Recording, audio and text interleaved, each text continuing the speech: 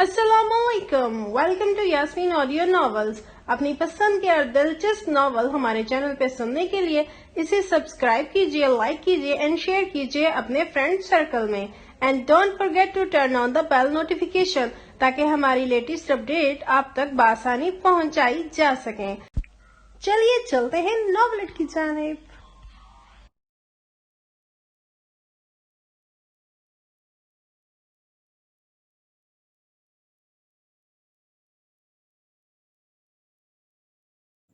Packing करते हुए 2 मरतबा तो उसने अंजलि के दबे पांव बरामदे में चक्कर लगाने को नज़रअंदाज किया, मगर जब वो तीसरी मरतबा भी दरवाजे तक आकर पलटने लगी तब वो रह नहीं सका।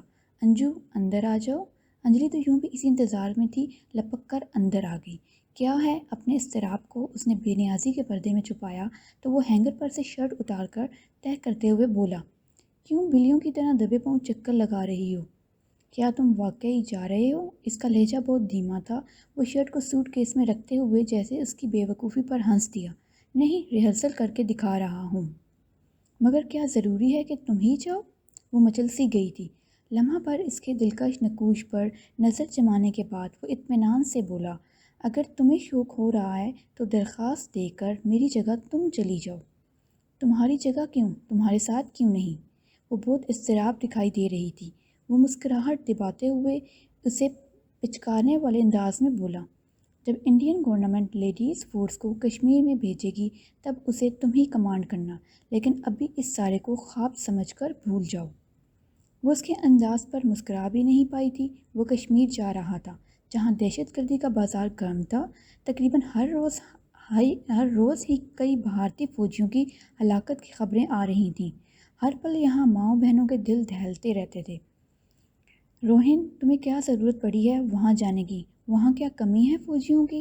वो बेबसी से बोली तो रोहिन ने अंगश्त शहादत उठाते हुए उसे रोका। मैं इस टॉपिक पर कोई जज्बाती तकरीर नहीं चाहता अंजू।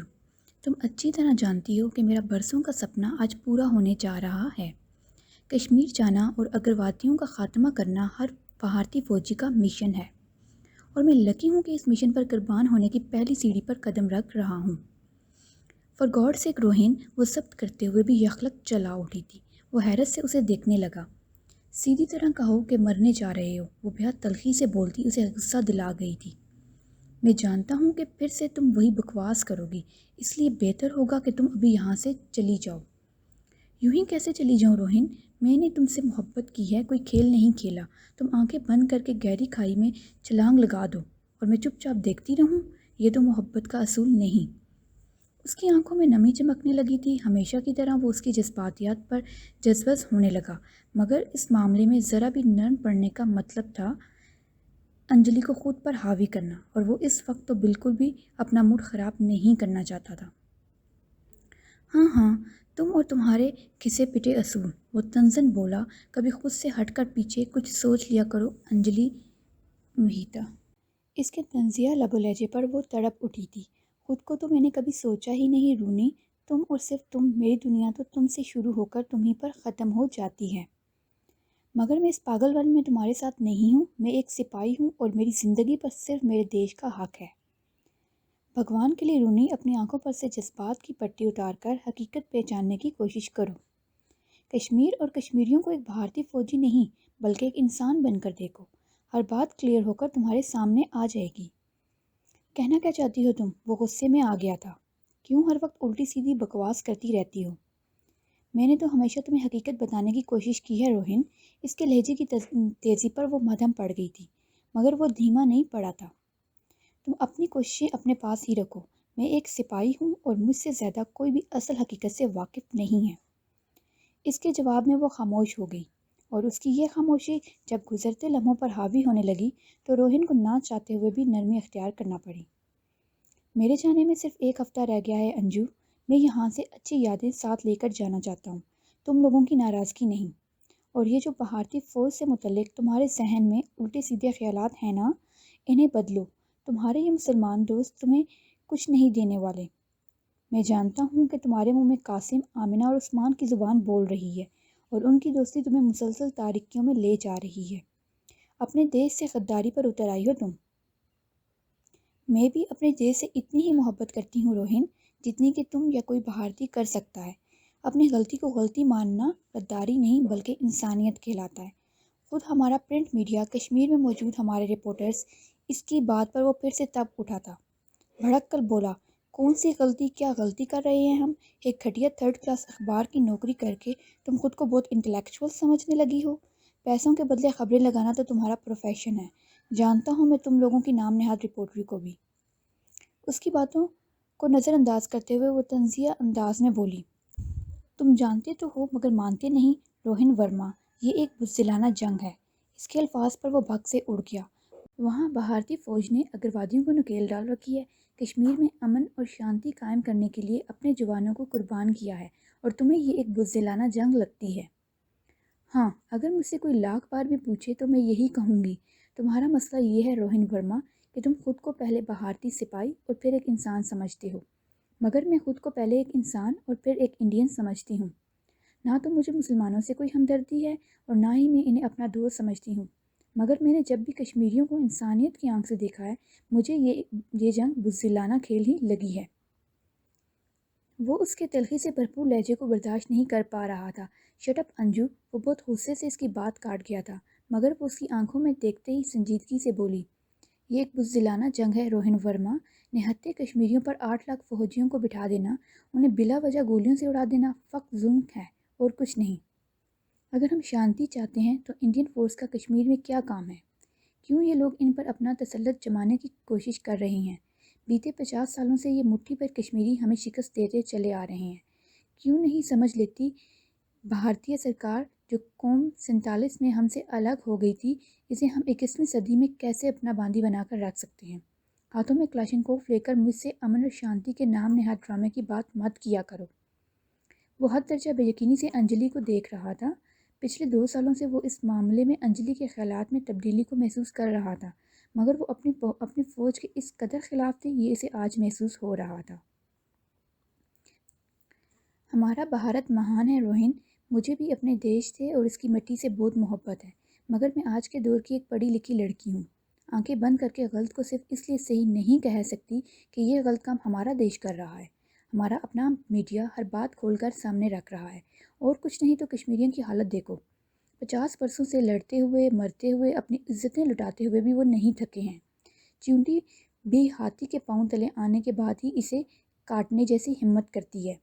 रोहिन, अब ये तुम मत कहना कि इन लोगों को बर्बाद होने का शौक़ है। इनकी इस जंग के पीछे बहुत पक्का यकीन और ईमान है। वो हमारे साथ नहीं रहना चाहते, फिर हम क्यों ज़बरदस्ती इन्हें अपने साथ नतनी करना चाहते हैं? अगर हमारा नारा अमन ही है तो फिर क्यों हम इनकी मर्ज़ी की हुकूमत कायम नहीं करते?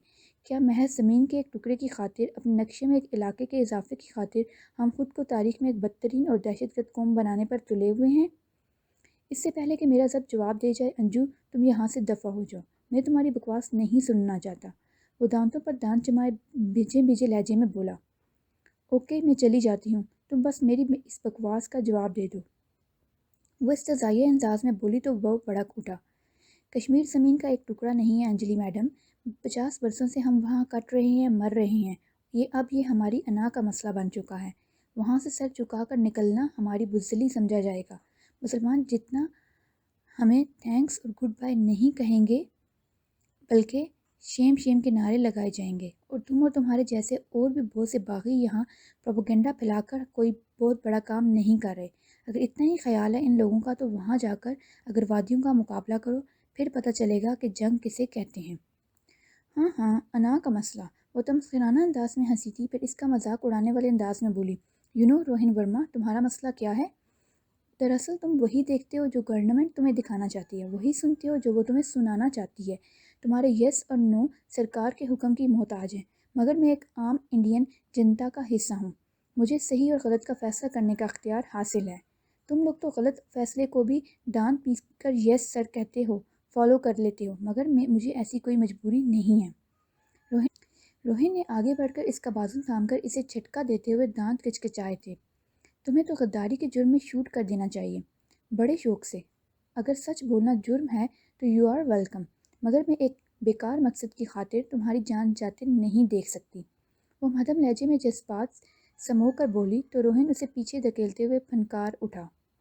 یہ سب تمہارے مسلمان دوستوں کی بھڑکائی ہوئی آگ ہے انجلی موہتا۔ یہ صرف میرے نہیں، بہت سے لوگوں کے خیالات ہیں روہن۔ یہ ان لوگوں کے خیالات ہیں جو آنکھیں بند کر کے ہر بات تسلیم نہیں کر لیتے، بلکہ پردے میں چھپی سچائی کی کھوج کرتے ہیں۔ اس نے روہن کے جانبدارانہ رویے پر طنز کیا تھا، پھر اس تلخ لہجے میں بولی، مان لو روہن ورما، کچھ نہیں مل رہا ہمیں اپنے سپاہیوں کو کٹوا کر، سوائے اس کے کہ ہر گھر میں ایک بیوہ اور کچھ یتیم بچوں کا اضافہ ہو رہا ہے جن سے ہماری گورنمنٹ کو کوئی دلچسپی نہیں ہے۔ مہینے کے 1000-1500 بھی نہیں دیے جاتے انہیں گزارے کے لیے۔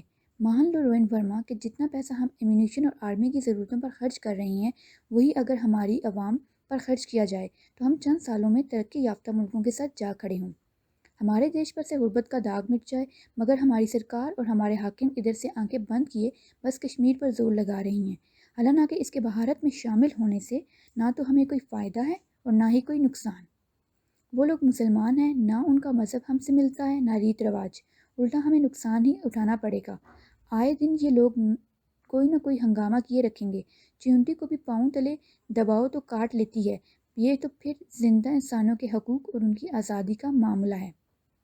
روہن کا خون کھول اٹھا، مگر انجلی کے اطمینان میں کوئی فرق نہیں پڑا تھا۔ اپنے ہی دیش میں بلا وجہ بغاوت پر اترنے والا پاگل ہی کہلاتا ہے۔ یہیں کی مثال لے لو، گجرات بھارت کے صوبہ پنجاب کے شہر میں مسلمانوں کے ساتھ کس قدر وحشیانہ سلوک کیا گیا ہے۔ زندہ انسانوں کی بستیوں پر بارود چھڑک کر انہیں جلا کر خاک کر دیا گیا ہے۔ غیر تو غیر ہیں، خود بھارتیوں کی نظر میں بھی یہ غیر انسانی سلوک ہے۔ شدت پسند پارٹیز پر سخت تنقید کی جا رہی ہے، پھر بھی تم لوگ کہتے ہو کہ اگر ویدی پیدا نہ ہوں، دہشت گردی نہ پھیلے۔ اوکے روہن ورما، تو پھر میں یہ سوال تم پر چھوڑتی ہوں، تم کشمیر جاؤ اور وہی کرو جو تمہاری باقی فورس کر رہی ہے، مگر مجھے اس چھوٹے سے سوال کا جواب ضرور دینا کہ پچھلے 50 سالوں سے اگر ہماری فوج وہاں امن و شانتی پھیلا رہی ہے تو پھر کشمیری کے ہر گھر میں ایک دہشت گرد کیوں پیدا ہو رہا ہے؟ تم گھر بیٹھے صرف باتیں ہی بنا سکتی ہو، کبھی جو دیش کے لیے لہو بہانا پڑے تو بھاگنے والوں میں سب سے آگے تم ہی ہوگی۔ تم بھی مان جاؤ گے رونی، ایک بار وہاں جاؤ تو صحیح، ہر قدم پر تمہارے قدموں تلے ایک بے کفن لاش ہوگی جو کھلی آنکھوں سے اپنا جرم پوچھتی ہوگی، جس کے خاموش لب تمہارے امن و شانتی کے اس ڈرامے پر ہنستے ہوں گے۔ شٹ اپ، بہت ہو چکا، تم یہاں سے دفع ہو جاؤ، تمہارے لیے یہی بہتر ہوگا، بے حد تپ کر کہتے ہوئے روہن نے سویٹر کا گولا بنا کر سوٹ کیس میں پھینکا تھا۔ دفعتاً انجلی نے مسکراتے ہوئے تعصب سے سر ہلایا تھا۔ یہ تو حال ہے تمہارا روہن ورما، جذباتیت کی انتہا کو چھو رہے ہوتے ہو ہر وقت۔ سب تو برداشت تو ہے ہی نہیں تم میں تم سے لڑنے نہیں بلکہ ملنے آئی تھی۔ نظریاتی اختلاف اپنی جگہ، مگر تم میرے بہت اچھے کزن اور بہترین دوست ہو، مگر میں آج تمہاری باتیں سن کر اور تمہارے خیالات جان کر مجھے ان دونوں رشتوں پر افسوس ہو رہا ہے۔ وہ بے حد سنجیدہ تھا۔ انجلی کی باتوں نے اس کی طبیعت مقدد کر دی تھی۔ یہ ٹھیک تھا کہ پچھلے کچھ عرصے سے بھارت کے پڑھے لکھے اور باشعور طبقے نے اس طرح کے اعتراضات اٹھانے شروع کر دیے تھے، مگر روہن کو انجلی کی برین واشنگ کا اندازہ نہیں تھا۔ اگر تم ہرٹ ہوئے ہو تو میں ایکسکیوز کرنے کو تیار ہوں، ہر شخص کا اپنا نقطۂ نظر ہوتا ہے، بات صرف حوصلے کی ہوتی ہے۔ اگر تم ٹھیک ہو تو میری بات سکون سے سنو اور اپنی پر ڈٹے رہو، وہ بے نیازی سے بولی تھی۔ روہن دانت پیس کر رہ گیا تھا۔ میرے خیال میں تم نے مجھے بہت اچھی طرح گڈ بائی کہہ دیا ہے، اب تم چلی جاؤ تو بہتر ہے۔ خفا ہو گئے ہو؟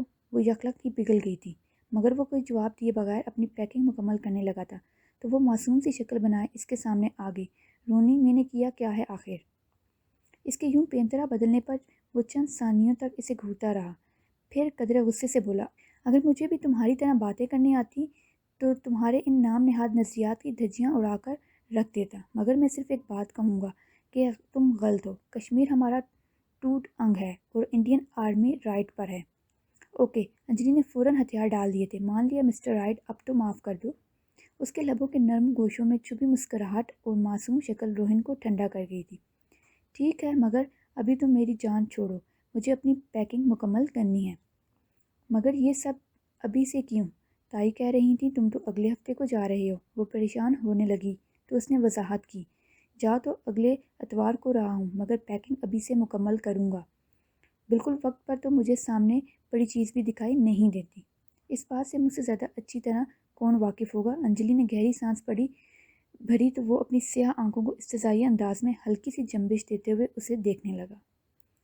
مطلب یہ کہ تم بالکل ہی ایڈیٹ ہو، جسے سامنے کھڑی اتنی خوبصورت لڑکی دکھائی نہیں دیتی؟ یقیناً تمہاری نظر کی نظر کمزور ہے۔ انجلی نے اس کی بے نیازی پر طنز کیا تو وہ سر جھٹک کر رہ گیا۔ پھر کچھ خیال گزرا تو ہلکی سی مسکراہٹ کے ساتھ فل فور بولا، مگر دور کی نظر میری بہت کمال کی ہے۔ تمہاری فرینڈ ہے نا پریتی اگروال، بہت کمال کی شے ہے۔ اف، انجلی نے مٹھیاں بھینچی تھیں۔ روہن کے بچے، ایڈیٹ، وہ دانت پیستی اس پر جھپٹی، مگر اگلے ہی پل وہ کمرے سے باہر تھا۔ اگر تم نے میرے علاوہ کسی اور لڑکی کی طرف آنکھ اٹھا کر دیکھا تو کشمیر جانے سے پہلے میرے ہاتھوں ضائع ہو جاؤ گے۔ اس کی دھمکی پر وہ ہنس رہا تھا۔ تم ذرا میری پیکنگ کمپلیٹ کرو، میں اماں اور گیتا کو لے آؤں۔ کوئی ضرورت نہیں ہے، گیتا آج وہیں رہے گی میرے پاس۔ میں نے تائی سے بات کر لی ہے، انجلی نے روب دکھایا۔ مگر گیتا کے بھائی سے تو بات نہیں کی نا؟ انجلی کے ہونٹوں پر شریر سی مسکراہٹ پھیل گئی تھی۔ میں تو کرنا چاہتی ہوں، وہ خود ہی ڈرتا ہے مجھ سے۔ انجلی کی توقع کے مطابق وہ بھڑک اٹھا تھا۔ بکواس مت کرو، خبردار جو مجھے ڈرنے کا طعنہ دیا تو پھر پاس آ کر بات کرو نا، میں کرنٹ تو نہیں مارتی ہوں۔ وہ ہنسی تھی۔ سخت بےہودہ ہو تم انجلی، وہ دانت پیستا باہر نکل گیا۔ غصے کے اظہار کے طور پر دروازہ بھی زور سے بند کیا تو وہ کانوں پر ہاتھ رکھ کر بے اختیار ہنس دی۔ انجو، اب اپنا موڈ ٹھیک کر لو، پریتی کیا سوچے گی؟ اس کی بہن کی سگائی کی تمہیں خوشی نہیں ہے؟ گیتا اسے بجھا بجھا سا دیکھ کر زچ آ گئی تھی۔ ذرا بھی جی نہیں چاہ رہا ہنسنے مسکرانے کو۔ کل روہن جا رہا ہے نا، اس نے منہ بسورا تھا۔ تو جانے دو، جو تمہیں نہیں پوچھتا تم اس کی فکر میں کیوں دبلی ہو رہی ہو؟ گیتا نے اس کی کلائی میں موتیا اور گلاب کا گجرا باندھتے ہوئے مسکراہٹ دبا کر کہا تو وہ اسے گھورتے ہوئے غصے سے بولی، مجھے تو لگ رہا ہے کہ تم دونوں بہن بھائی کا پریتی پر سخت دل آیا ہوا ہے۔ ہاں ہاں پریتی، گیتا کو بے اختیار ہنسی آ گئی۔ پھر وہ اسے چیڑتے ہوئے بولی، اوہ وہ پوجا متر اور مادھوری کو بھول گئی؟ ان کے تو روز فون آتے تھے بھیا کو۔ دیکھ لینا گیتی، تمہارا بھائی کسی دن میری جان لے لے گا۔ مارے بے بسی کے اسے رونا آنے لگا تو گیتا بوکھلا اٹھی۔ ارے انجو، فار گاڈ سیک رونا مت، میں تو یوں ہی مذاق کر رہی تھی۔ تمہارے لیے یہ مذاق ہے اور مجھے راتوں کی نیند نہیں آتی۔ روہن کی یہ بے پرواہی ایک دن مجھے مار ڈالے گی، دیکھ لینا تم۔ اس کی آواز بھر آئی تھی تو گیتا نے اسے گلے سے لگا لیا۔ ارے ایسی کی تیسی روہن ورما کی، وہ کسی اور کی طرف دیکھے تو صحیح، میری بھابھی تو تم ہی بنو گی۔ تو یہ بات وہ کیوں نہیں کہتا؟ مجھ سے یوں بھاگتا ہے جیسے میں کوئی اچھوت ہوں۔ وہ برگشتہ ہونے لگی۔ روہن ورما کا رویہ تو ہمیشہ سے لاپرواہ ہی رہا ہے، مگر جب کہ وہ اتنی دور جا رہا تھا تو انجلی کی راتوں کی نیند حرام ہونے لگی تھی۔ وہ اس کا تایا ساتھ ہونے کے ساتھ ساتھ بچپن کا اچھا دوست بھی تھا، مگر دل کے معاملات میں ایک دم اناڑی، ہر وقت اپنی نوکری کا بھوت سر پر سوار رکھتا تھا۔ اور جب کہ اس کی کشمیر جانے کی پرانی آرزو پوری ہوئی تھی تو گویا تابوت میں آخری کیل بھی ٹھونکی جا چکی تھی۔ انجلی کو لگ رہا تھا وہ کہیں رستے میں ہی رہ گئی ہے اور روہن ورما آگے چلا جا رہا ہے۔ میرے بھیا کے بھاگنے کی وجہ تم میں دلچسپی نہ ہونا نہیں، بلکہ یہ ہے کہ وہ شرمیلا ہے۔ گیتا نے اسے تسلی دی تو وہ غصے سے بولی، وہ چاہے شرمیلا ہو یا شرمیلا ٹیگور، لیکن اب بھی اس نے مجھ سے محبت کا اقرار نہیں کیا تو میں گنگا میں کود کے جان دے دوں گی۔ ہائے گنگا کے بھاگ! گیتا نے گہری سانس بھری تو وہ اس سے الجھنے لگی۔ گیتی، وہ کیوں جا رہا ہے کشمیر؟ کیا رکھا ہے وہاں ہمارے لیے؟ میں کیا کہوں، دیکھو نا، سنجنے بھی تو جا رہا ہے۔ میں تو منتیں کر کے ہار گئی، مگر وہ اس قدر جذباتی ہو رہا ہے کہ حد نہیں۔ کشمیر کو امریکہ سمجھ رہا ہے۔ گیتا خود بے بس تھی۔ سنجنے اس کا منگیتر تھا، روہن اور وہ ایک ہی بیچ میں تھے اور دونوں نے خود ہی کشمیر پوسٹنگ کے لیے درخواستیں دی تھیں جو بخوشی منظور کر لی گئی تھیں۔ ہیلو گرلز، روہن بہت خوشگوار موڈ میں اندر داخل ہوا۔ گیتا نے مانے خیز نظروں سے انجلی کو دیکھا اور اس کا ہاتھ دباتے ہوئے بولی، میں ذرا دیکھوں اماں تیار ہوئی ہیں کہ نہیں، پریتی انتظار کر رہی ہوگی۔ وہ بہانے سے کھسکی تو کن آنکھیوں سے اسے دیکھتا روہن اب اس کے گرد ایک چکر لگاتے ہوئے بھول پن سے بولا، مجھے لگتا ہے جیسے میں نے پہلے بھی تمہیں کہیں دیکھا ہے۔ انجلی جل کر رہ گئی تھی۔ میرے معاملے میں تمہاری یادداشت ہمیشہ کمزور ہی رہی ہے، اس لیے مجھ سے کچھ مت پوچھو۔ روہن نے کہکا لگایا اور اس کے دلفریش نقوب پر نظر جماتے ہوئے بولا، ویسے حیرت کی بات ہے نا، ہمیشہ جینس پہننے والی انجو آج ایک ٹپیکل ہندو ناری لگ رہی ہے۔ اس کی بات نے انجلی کا موڈ بدل دیا۔ چٹکیوں میں لہنگا تھام کر وہ قدرے شوخی سے گھومی۔ تم صرف یہ بتاؤ کہ لگ کیسی رہی ہوں۔ اور وہ واقعہ اس قدر خوبصورت لگ رہی تھی کہ اس سے کڑی بے نیازی برتنے اور اپنے آپ میں گم رہنے والا روہن مسحور ہونے لگا۔ اسے شانوں سے تھامے جھک کر اس کی آنکھوں میں جھانکتے ہوئے وہ پریشان سا لگا تھا۔ تم اس قدر خوبصورت ہو انجو، مجھے کبھی بتایا کیوں نہیں؟ بدھو ہو تم، یہ بات تو تمہیں خود پتہ ہونی چاہیے تھی، انجلی نے شرمیلی سی مسکراہٹ کے ساتھ کہا تو وہ بھی مسکرا دیا۔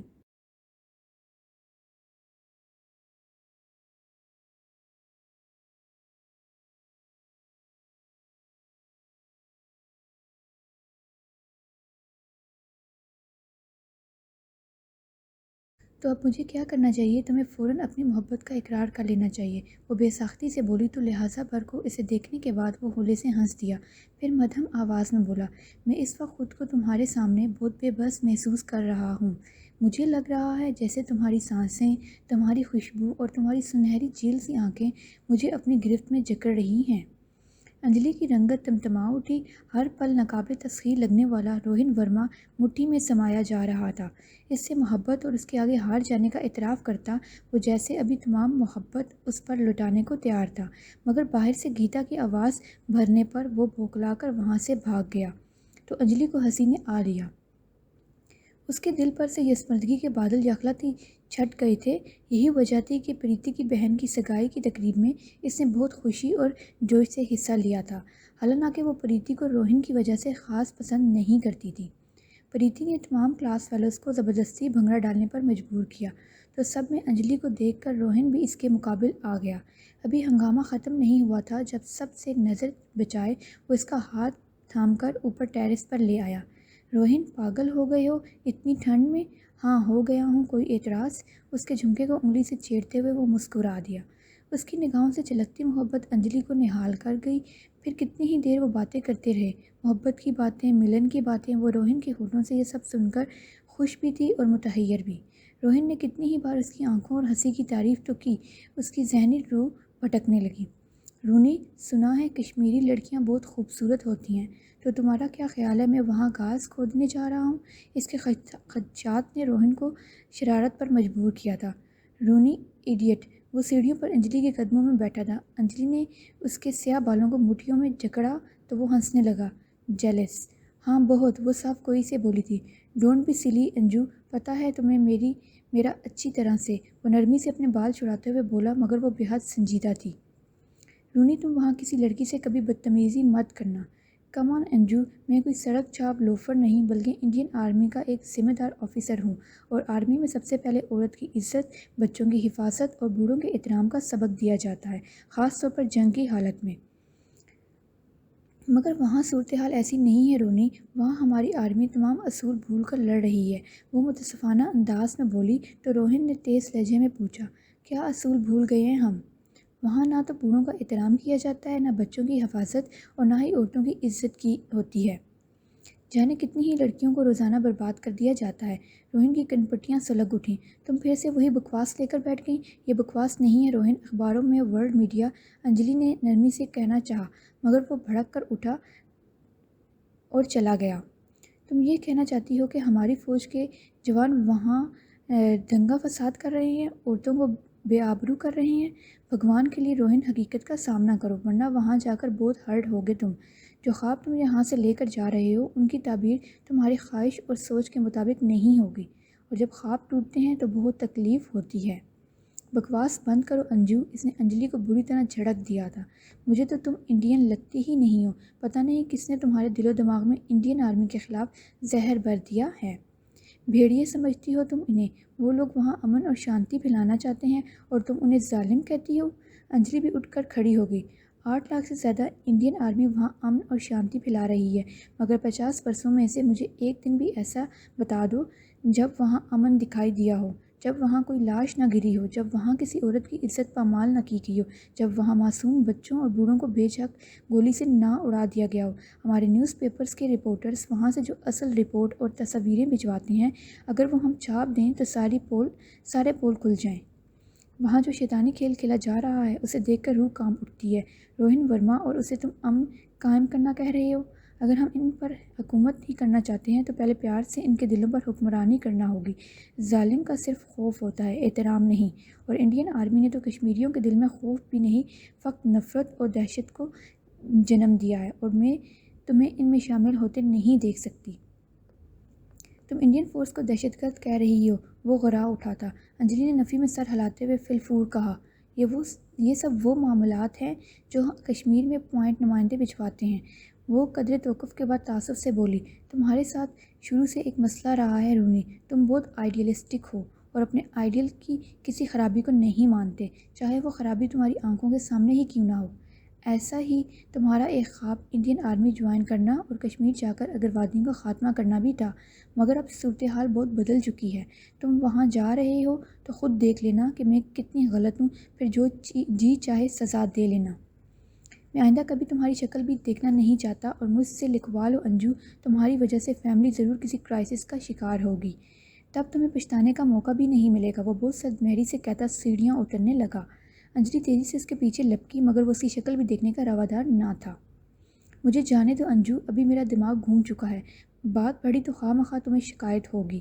وہ اسی بیگانے اور سخت لہجے میں کہتا اندر جانے کی بجائے باہر نکل گیا، تو وہ نم آنکھیں لیے دل گرفتہ سی کھڑی رہ گئی۔ یار سردی تو بہت ہے، مگر کشمیر واقعی جنت دکھتا ہے۔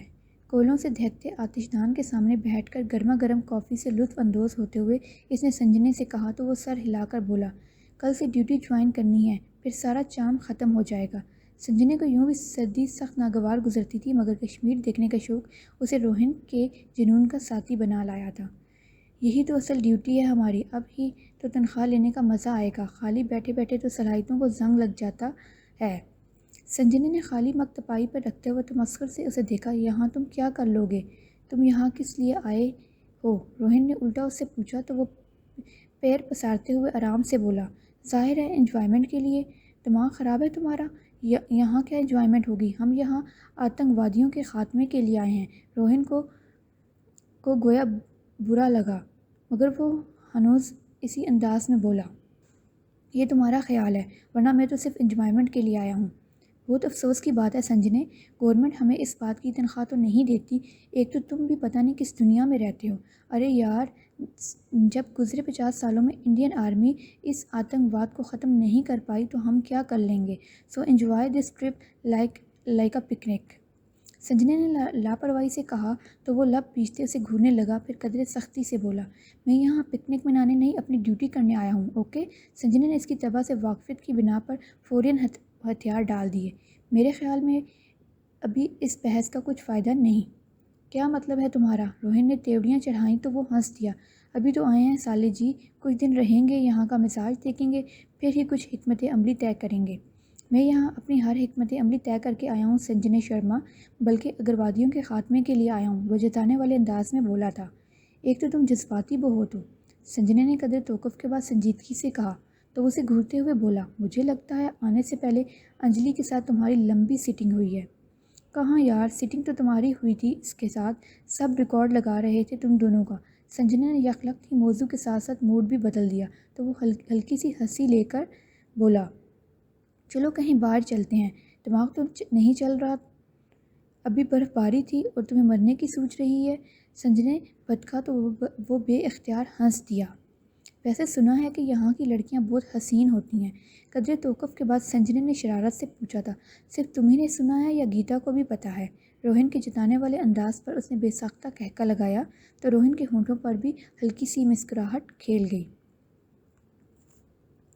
فوجی جیپ پتھریلی روش پر رکی تو قریب کے گھروں کے دروازے کھڑکیاں بند ہونے لگیں۔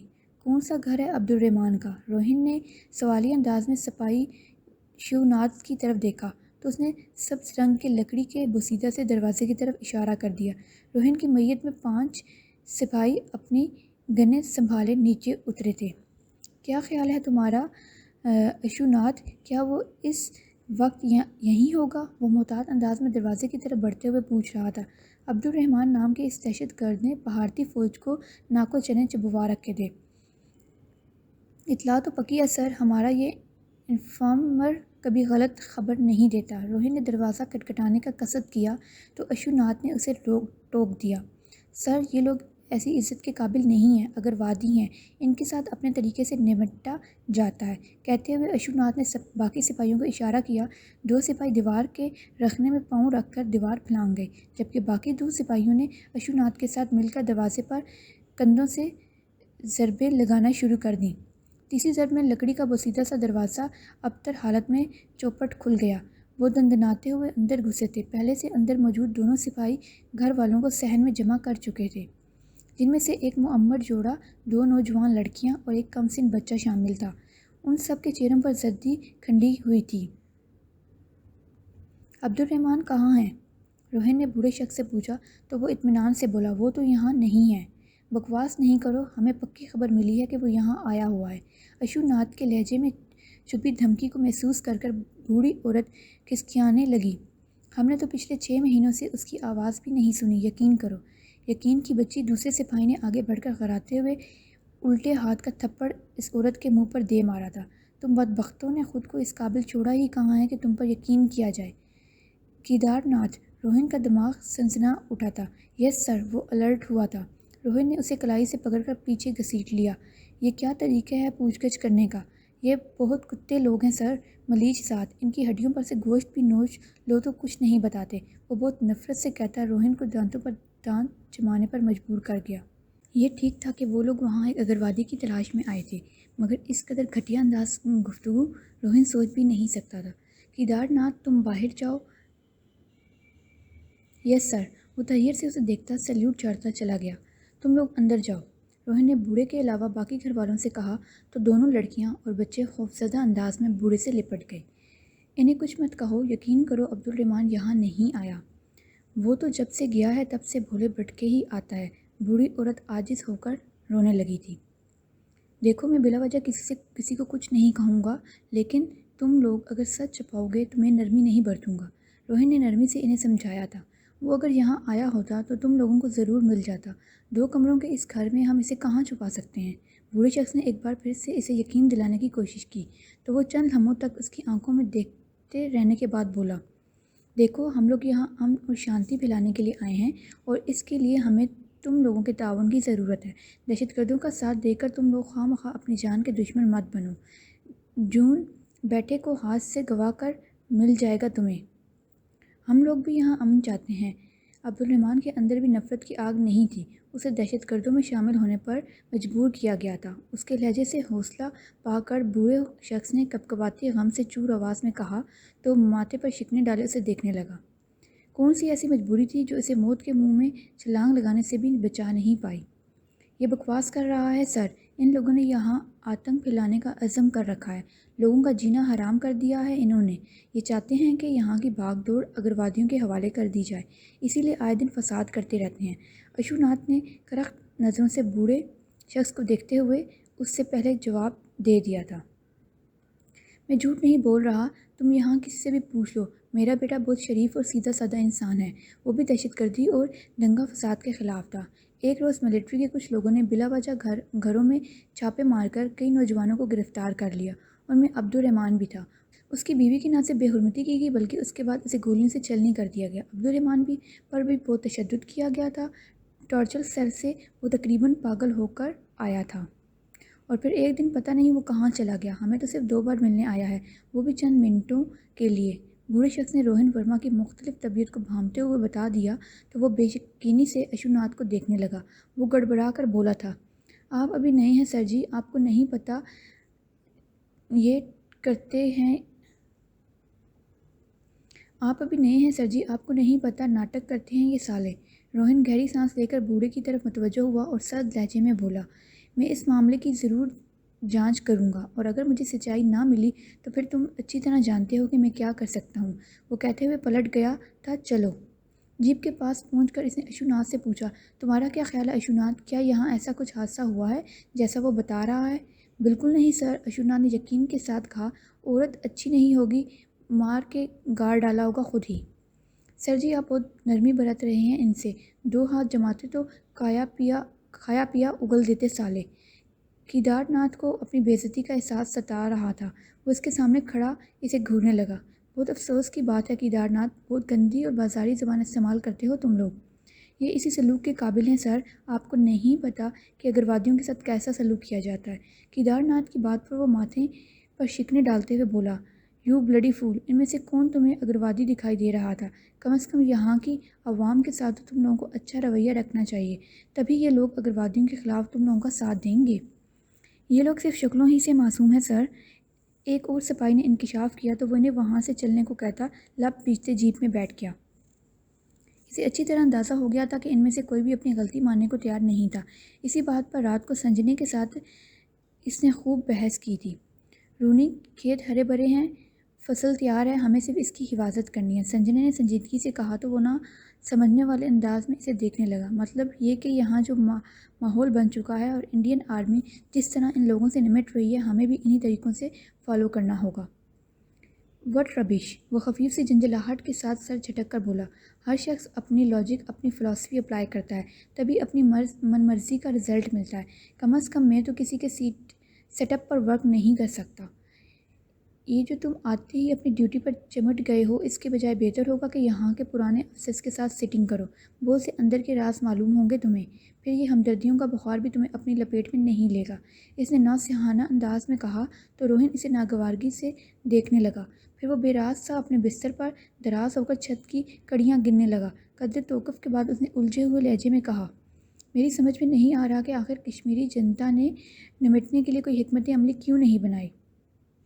اس کی بات سن کر سنجے نے ہنس دیا. اب ہر کوئی تمہاری طرح تھوڑی ہوتا ہے، ہر وقت ٹپ ٹاپ. یہاں موقع محل کے حساب سے حکمت عملی اختیار کی جاتی ہے ڈیئر. اینی ویز میں اپنے سپاہیوں کی کارکردگی سے بہت مایوس ہوا ہوں. انہیں بڑے بوڑھوں سے بات کرنے کی تمیز تک نہیں. غصے سے کہتے کہتے وہ یکلخت تھم سا گیا. انجلی کی بحث اس کے کانوں میں گونج اٹھی تھی. دیکھو، اس میں اتنا سر پر سوار کرنے والی کوئی بات نہیں. ہر آفیسر کا اپنا ایک سیٹ اپ ہوتا ہے جس میں وہ کام کرنا پسند کرتا ہے. وہ تم سے پہلے جس آفیسر کے انڈر کام کرتے رہے ہیں اس کی ورک لائن پر چل رہے ہیں. تم انہیں اپنا سیٹ اپ سمجھا دو. سنجنا نے جس قدر آسانی سے مشورہ دیا تھا اس پر عمل کرنا کس قدر مشکل تھا، یہ کچھ دنوں میں روہن کو پتہ چل گیا تھا. کوئی بھی سپاہی اپنی سابقہ روش بدلنے کو تیار نہیں تھا. شہریوں کے ساتھ مار پیٹ، گالی گلوچ ایک عام سی بات تھی. خراب موسم کی وجہ سے بمشکل روہن کی فون پر گھر سے بات ہو سکی، مگر قسمت کی یاوری کے ساتھ ہی انجلی سے بھی بات ہو گئی. کیسے ہو روہن؟ اس کی آواز میں چھپی بےتابی روہن نے بہت شدت سے محسوس کی تھی. میں ٹھیک ہوں. کشمیر کیسا ہے روہن؟ وہ اسے چڑھنے والے انداز میں پوچھ رہی تھی. کشمیر بہت خوبصورت ہے انجو. وہ خاموش سا ہو گیا، پھر بات بدلتے ہوئے مدھم آواز میں بولا، تم بہت یاد آتی ہو انجو. کیا واقعی؟ وہ حیرت و خوشی سے چیخ اٹھی تھی. روہن کے ہونٹوں پر مسکراہٹ بکھر گئی. واقعی. آئی لو یو انجو. آئی لو یو ویری مچ. اور رونی کاش کہ اس وقت میں وہاں ہوتی. وہ جذباتیت کا شکار ہونے لگی تو روہن کو ہنسی آ گئی. تو کیا کر لیتی تم؟ یہ بتا دیا تو تم شرما جاؤ گے. وہ بھی ہنس دی. اس فون کال نے روہن کے موڈ پر خاصا اچھا اثر ڈالا تھا، مگر ابھی وہ اطمینان سے بیٹھا بھی نہیں تھا کہ کیدار ناتھ نے نیچے وادی میں ہنگامہ ہو جانے کی خبر دے دی. ہوا کیا ہے؟ وہ جلدی سے کیپ سر پر جماتا جیپ کی طرف بڑھ رہا تھا. اگروادیوں کے متعلق خبر ملی ہے سر. ہمارے 2 آدمی مارے گئے ہیں. چلو جلدی کرو. اس نے تیز لہجے میں ڈرائیور کو آرڈر دیا تھا. چند منٹوں کے بعد وہ جائے وقوع پر پہنچا جہاں فضا عورتوں کی چیخو پکار اور رونے کی آوازوں سے گونج رہی تھی. جیپ کے پوری طرح رکنے سے پہلے ہی وہ نیچے اتر گیا. انڈین آرمی کے 10-12 جوانوں نے لوگوں کو محاصرے میں لے رکھا تھا اور ایک طرف لائن میں 10 کے قریب کشمیری نوجوان لڑکے سروں کے پیچھے ہاتھ باندھے کھڑے تھے. روہن کمانڈنگ آفیسر سے واقعے کی تفصیل معلوم کرنے لگا، جو کچھ اس طرح تھی کہ ان کے مخبر کی خبر کے مطابق کچھ دہشت گرد اس علاقے میں موجود تھے. انڈین آرمی نے مشکوک علاقے کا محاصرہ کر لیا تو ایک کشمیری جوان نے ایک فوجی کی گن چھین کر 2 فوجیوں کو ہلاک کر ڈالا تھا. ہمارے جوانوں پر کس نے فائر کیا تھا؟ روہن کا خون کھول اٹھا تھا. آفیسر نے قدرے سائڈ پر جھاڑیوں میں اوندھی پڑی لاش کی طرف اشارہ کر دیا. اس کا کوئی قصور نہیں تھا. یہ لوگ ہماری عورتوں کے ساتھ بدتمیزی کر رہے تھے. لائن میں کھڑا ایک لڑکا ضبط کرنے کے بندھن توڑ بیٹھا تھا تو ایک سپاہی نے آگے بڑھ کر گن کا بٹ اس کی پسلی میں دے مارا. وہ لڑکا تکلیف کی شدت سے دھورا ہو کر زمین پر گر گیا. سپاہی نے اس کی پسلی میں ایک اور ٹھوکر رسید کی تھی. بکواس بند. صاحب کے سامنے کوئی نہیں بھونکے گا. ان سب کو اندر بھیجو. روہن نے بیان کرتی عورتوں کی طرف ناگواری سے اشارہ کیا تو وہ انڈین فورس کو بددعائیں دینے لگیں۔ سپاہی ان کو گھسیٹتے ہوئے گھروں کی طرف لے جا رہے تھے مگر وہ قابو نہیں آ رہی تھیں۔ تبھی ایک سپاہی نے ایک معمر عورت کو بالوں سے پکڑ کر پیچھے گھسیٹا تو روہن کی پیشانی پت اٹھی۔ میری ماں بھی تو اسی عمر کی ہے جس کے روزانہ میں چرن چھوتا ہوں۔ ہاتھ مت لگاؤ مجھے غلیظ انسان، اس عورت نے حقارت سے کہتے ہوئے سپاہی کے چہرے پر تھوک دیا تو اس سے مشتعل ہو کر گن کا رخ عورت کی طرف کر کے فائر کھول دیا۔ ہنگامہ مزید بڑھنے لگا تھا۔ کمانڈنگ آفیسر کے اشارے پر تمام سپاہی اپنی پوزیشن سنبھالنے لگے۔ یہ سب کیا ہو رہا ہے؟ روہن ہکا بکا تھا۔ تم ابھی نئے ہو کیپٹن ورما، یہ سب دہشت گردوں کے ساتھی ہیں، کبھی بھی پیٹ کا راز نہیں اگلیں گے۔ Fire! Commanding officer captain Siddhant نے بات کرتے ہوئے یکلخت اونچی آواز میں آرڈر دیا تو فضا تھرتھراہٹ سے گونج اٹھی تھی۔ فضا میں بارود کی بو کے ساتھ ساتھ چیخو پکار اور رونے پیٹنے کی آوازیں بھی شامل ہو گئی تھیں۔ روہن حد درجہ بے یقینی سے کھڑا 10 کے 10 زندگی سے بھرپور کشمیری نوجوانوں کے جسموں کو بے جان لاشوں میں تبدیل ہوتا دیکھ رہا تھا۔ عورتیں اپنے اپنے بھائیوں بیٹوں کی لاشوں سے لپٹ کر دھارے مار کر رو رہی تھیں، سینہ کو بھی کر رہی تھیں۔ وہ لڑکھڑا کر جیپ کے بونٹ کا سہارا لے بیٹھا۔ سائیں سائیں کرتے دماغ کے ساتھ اس نے دیکھا کیپٹن سدھانت کی آنکھوں میں وحشیانہ سی چمک اور ہونٹوں پر مطمئن سی مسکراہٹ تھی۔ اپنی طبیعت بگڑتی محسوس کر کر وہ جیپ میں بیٹھ گیا تھا۔ جلدی نکلو یہاں سے، اس سے اس فضا میں سانس لینا دشوار ہونے لگا تھا۔ جبڑے بھینچتے ہوئے اس نے سر سیٹ کی پشت سے ٹکا دیا۔ کیا ہے یہ سب نہتے کشمیری ایسے ہوتے ہیں دہشت گرد، زندگی کی حدود کو چھوتے 10 نوجوان لڑکے، ان میں سے کون دہشت گرد تھا؟ اور اگر یہ دہشت گرد تھے تو ان کے ہتھیار کہاں تھے؟ وہ کیوں چپ چاپ گولیاں کھاتے رہے، مرتے رہے؟ تمام رات وہ بہت بے سکون رہا تھا۔ اگلے روز وہ میجر شرما کے سامنے موجود تھا۔ اس نے کیپٹن سدھانت اور اس کے سپاہیوں کے اشتعال انگیز رویے کی رپورٹ میجر شرما کے سامنے رکھی تو وہ اطمینان سے اسے دیکھتے ہوا بولا، میں اس تمام واقعے سے واقف ہوں کیپٹن ورما، تم اپنا مسئلہ بتاؤ۔ سر، کیپٹن سدھانت کی یہ کارروائی سراسر رولز اینڈ ریگولیشنز کی خلاف ورزی میں شامل ہے۔ اس نے بنا تحقیق کیے ان سب لڑکوں کو گولیوں سے بھون ڈالا۔ So what? میجر شرما اب بھی پرسکون تھا۔ روہن کو جھٹکا سا لگا۔ سر، کیپٹن ورما تم ابھی یہاں نئے ہو، تمہیں ان لوگوں کی چال بازیوں کا کچھ پتہ نہیں ہے۔ ذرا سی بھی نرمی کریں گے تو یہ لوگ ہمارے سر پر چڑھ کر ناچنے لگیں گے۔ ان کا ایک ہی علاج ہے اور وہ ہے انکاؤنٹر۔ میجر شرما کہہ رہا تھا مگر روہن کا ذہن اس کے لفظوں کو کیچ کرنے میں ناکام رہا۔ سر، ہم یہاں دہشت گردوں کے خاتمے کے لیے آئے ہیں۔ یس کیپٹن ورما، ہم یہاں کیا کرنے آئے ہیں اور کیا کر رہے ہیں یہ سوچنا تمہارا کام نہیں۔ تم صرف اپنے آفیسرز کے آرڈرز کو فالو کرو and that's all. Major Sharma کا سردرد سپاٹ انداز دیکھ کر وہ بولنا بھول گیا تھا۔ ایک اور بات یاد رکھنا کیپٹن، یہاں ہر سپاہی کو کچھ بھی کرنے کی آزادی ہے، کچھ بھی، انڈرسٹینڈ؟ میجر شرما کا تحکمانہ لہجے میں کہا گیا کچھ بھی بہت معنی خیز تھا۔ یس سر، روہن بمشکل بول سکا تھا اور اس یس سر نے اس کے اندر پہلی ضرب لگائی تھی۔ فار گاڈ سیک رونی، سنجنے نے اس کے آگے ہاتھ جوڑ دیے تھے۔ تم بھی ان جیسے ہی ہو؟ وہ چلایا تو سنجنے نے دل جلانے والے انداز میں کہا، تمہیں بہت شوق تھا نا ڈیوٹی کرنے کا، اب اڑاؤ مزے، کرو مقابلہ دہشت گردوں کا۔ میری تو سمجھ میں ہی نہیں آ رہا کہ دہشت گرد اصل میں کون ہے، یہ لوگ یا ہم؟ وہ سخت مایوس دکھائی دے رہا تھا۔ Come on Rohan, it's not a big deal, یہاں کون سا ہماری عوام بیٹھی ہے جو تم؟ سنجنے نے اس کی اندر رونی اکھاڑ پچھاڑ سے واقفیت کی بنا پر ہلکے پھلکے انداز میں کہنے لگا تو وہ چلا کر اس کی بات کاٹ گیا۔ بکواس مت کرو سنجنے، اگر یہ ہماری عوام نہیں ہے تو ہم یہاں کیا کر رہے ہیں؟ ہم کشمیر کو اپنا ٹوٹ انگ کہتے ہیں، تو کیا صرف زمین کا یہ ٹکڑا ہمارا انگ ہے، یہاں کی عوام نہیں؟ کول ڈاؤن رونی، سنجنے گھبرا گیا تھا۔ میں نے عبدالرحمن کے متعلق تمام انفارمیشن حاصل کی ہے، اس کا باپ بالکل ٹھیک کہہ رہا تھا۔ صرف 2 ماہ ہوئے ہیں اس کی شادی کو اور ان لوگوں نے بنا کسی وجہ کے نہ صرف اس پر ٹارچر کیا بلکہ اس کی بیوی کا، وہ ہذیانے لہجے میں کہتا ہار سا گیا تھا۔ پھر تکے ہوئے انداز میں بولا، میں نے تب بھی یقین نہیں کیا تھا سنجنے، جب انجلی نے مجھے بتایا تھا۔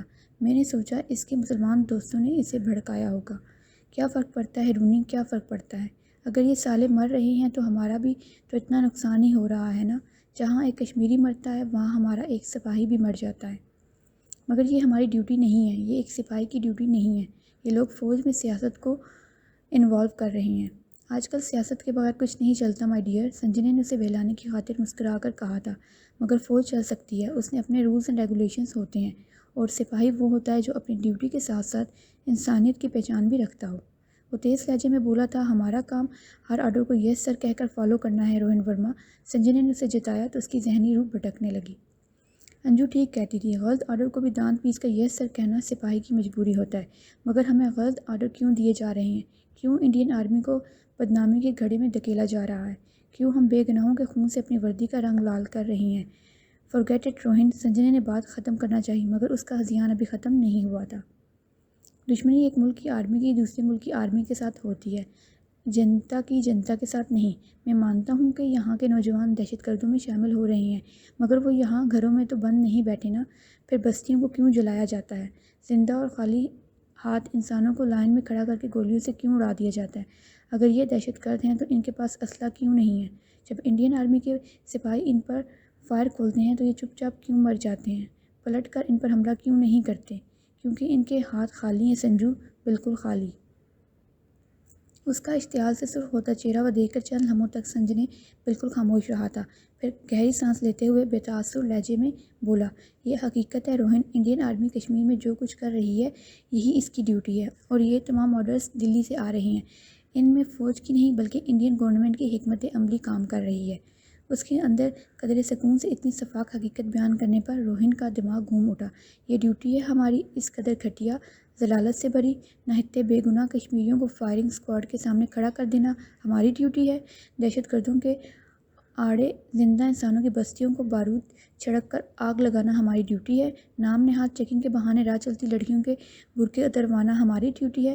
کول down Rohan, it's all part of game. Sanjana نے اپنے ٹھنڈے انداز میں اسے سمجھانا چاہا، مگر ان 3 مہینوں میں جو کچھ اس نے دیکھا اور سمجھا تھا، اس نے اس کے اندر ایک آتش فشاں بھڑکا رکھا تھا۔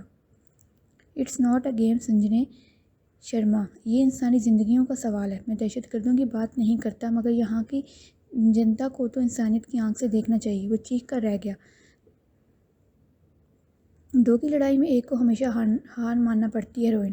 خوب، بہت خوب، لہجہ پر دنگ رہنے کے بعد وہ بہت تلخ و استثنائیہ لہجے میں بولا، 2 کی لڑائی جس میں ایک ہاتھ میں جدید اسلحہ ہے اور دوسرا ہاتھ بالکل خالی ہے، اس میں ہاتھ جیت کا سوال کہاں سے اٹھتا ہے سنجنا؟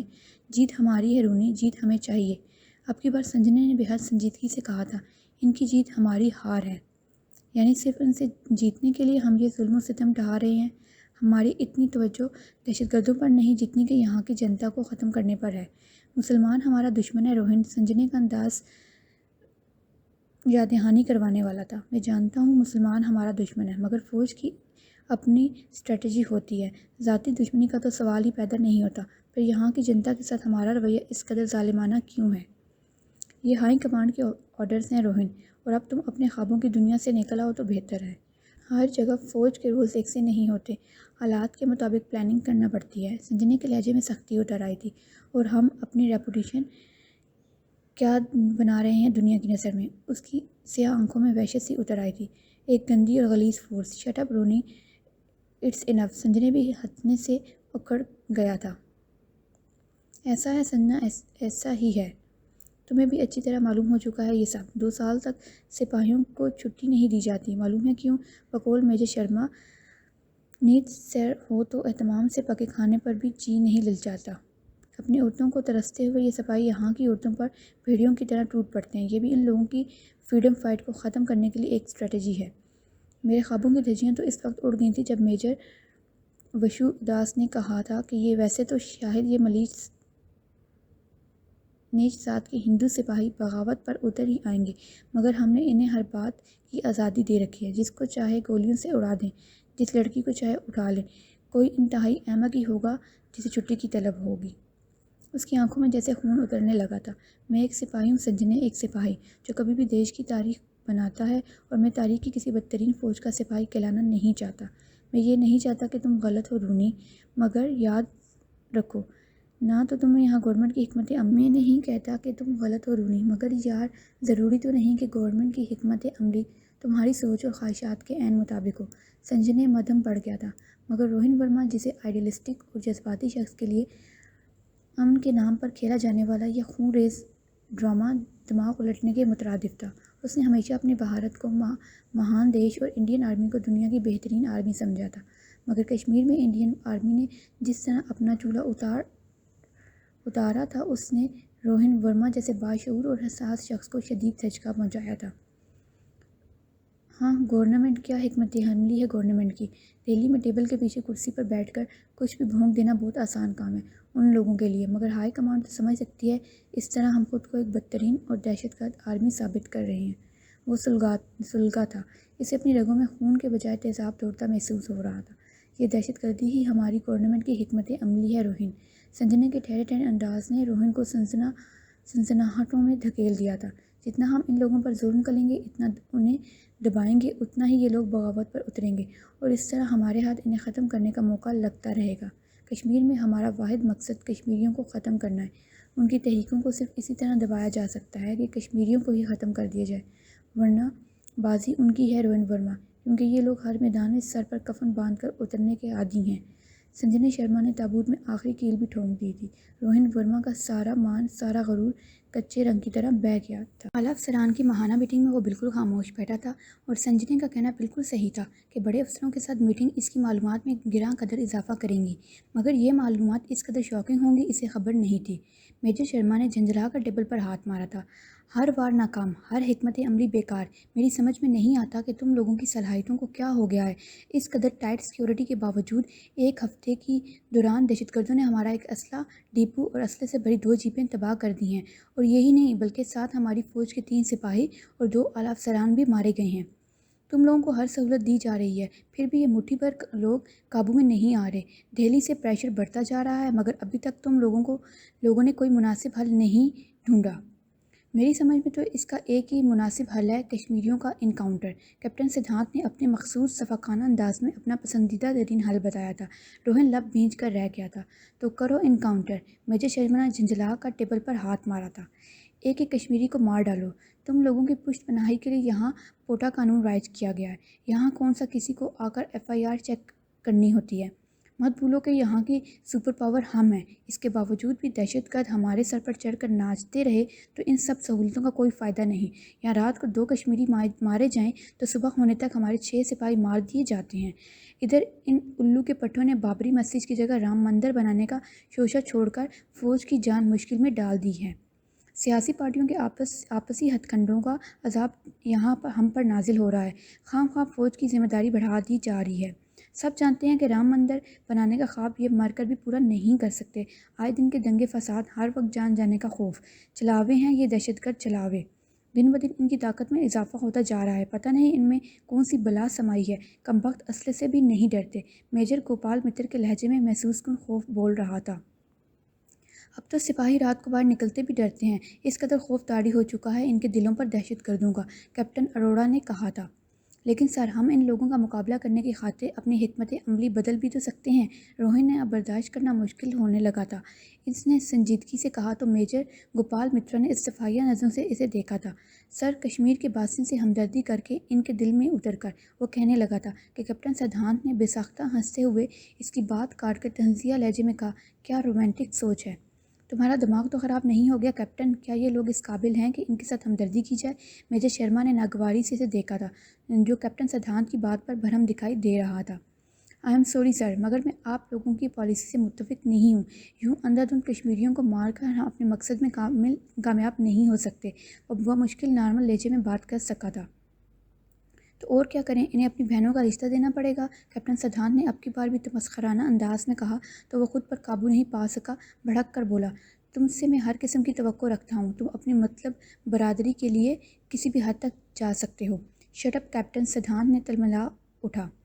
بیہیو یور سیلف، یہ کوئی مچھلی بازار نہیں جہاں تم لوگ ایسی فضول بازاری زبان استعمال کر رہے ہو۔ میجر شرما نے دخل اندازی کی تھی۔ سوری سر، روہن نے خود پر قابو پاتے ہوئے کہا، پھر قدر توقف کے بعد بولا، میں بھی انڈین آرمی کا ایک ذمہ دار آفیسر ہوں، اس لیے میں بھی چاہتا ہوں کہ ہماری پالیسی ایسی ہونی چاہیے جس کے بلبوتے پر کشمیری جنتا ہمارا ساتھ دینے پر مجبور ہو جائے اور دہشت گردوں کے خلاف اٹھ کھڑی ہو۔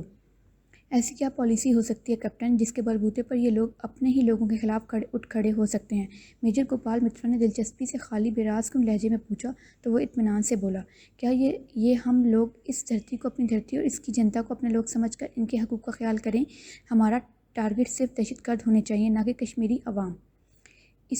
انکاؤنٹر پالیسی کی وجہ سے یہ لوگ ہم سے نفرت کرتے ہیں. نہ صرف کشمیری جنتا بلکہ ورلڈ میڈیا بھی ہمارے پیچھے ہاتھ دھو کر پڑا ہوا ہے.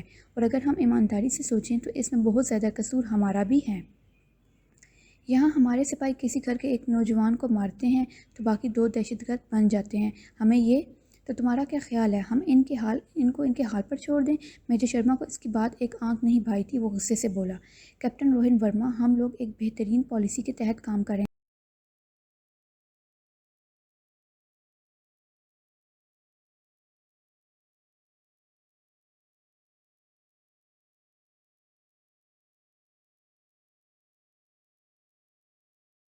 کیا تم نے کبھی سوچا ہے کہ اگر ہم ان بے گناہ کشمیریوں کو مارنا چھوڑ دیں تو کیا ہوگا؟ یہاں امن و سکون پھیل جائے گا. ابھی تو یہ لوگ آئے دن ہماری فوجی کارروائیوں میں الجھے رہتے ہیں. اگر ان کو ہم ہر طرح کا سکھ چین دے دیں گے تو یہ 2 دن میں ہمیں یہاں سے نکال باہر کریں گے. ابھی تو ہم یہاں دہشت گردوں سے مقابلے کی آڑ لے کر گھسے بیٹھے ہیں، ورنہ سب جانتے ہیں کہ یہ مسلمانوں کی زمین ہے. ان کے علاوہ یہاں کسی کا بھی حق نہیں. روہن کا دماغ سنسنا اٹھا تھا تو گویا خود ہی دہشت گردی پھیلائی جا رہی تھی اور خود ہی اس کے خاتمے کی تدبیریں کر کے دنیا کو بیوقوف بنایا جا رہا تھا. اینی ویز، اس فضول گفتگو کا کوئی فائدہ نہیں ہے. تم لوگ صرف یہ بات ذہن میں رکھو کہ مسلمان کو مارنا ہمارے لیے ایک فرض کی حیثیت رکھتا ہے. ینگ مین، تم اس قوم کی طاقت سے ابھی واقف نہیں ہو تو وہ شکر ہے کہ کبھی ان لوگوں کو آپس میں متحد ہونے کا خیال نہیں آیا، ورنہ ہم جیسے لوگوں کو تو دنیا کے کسی کونے میں منہ چھپانے کو بھی جگہ نہ ملے.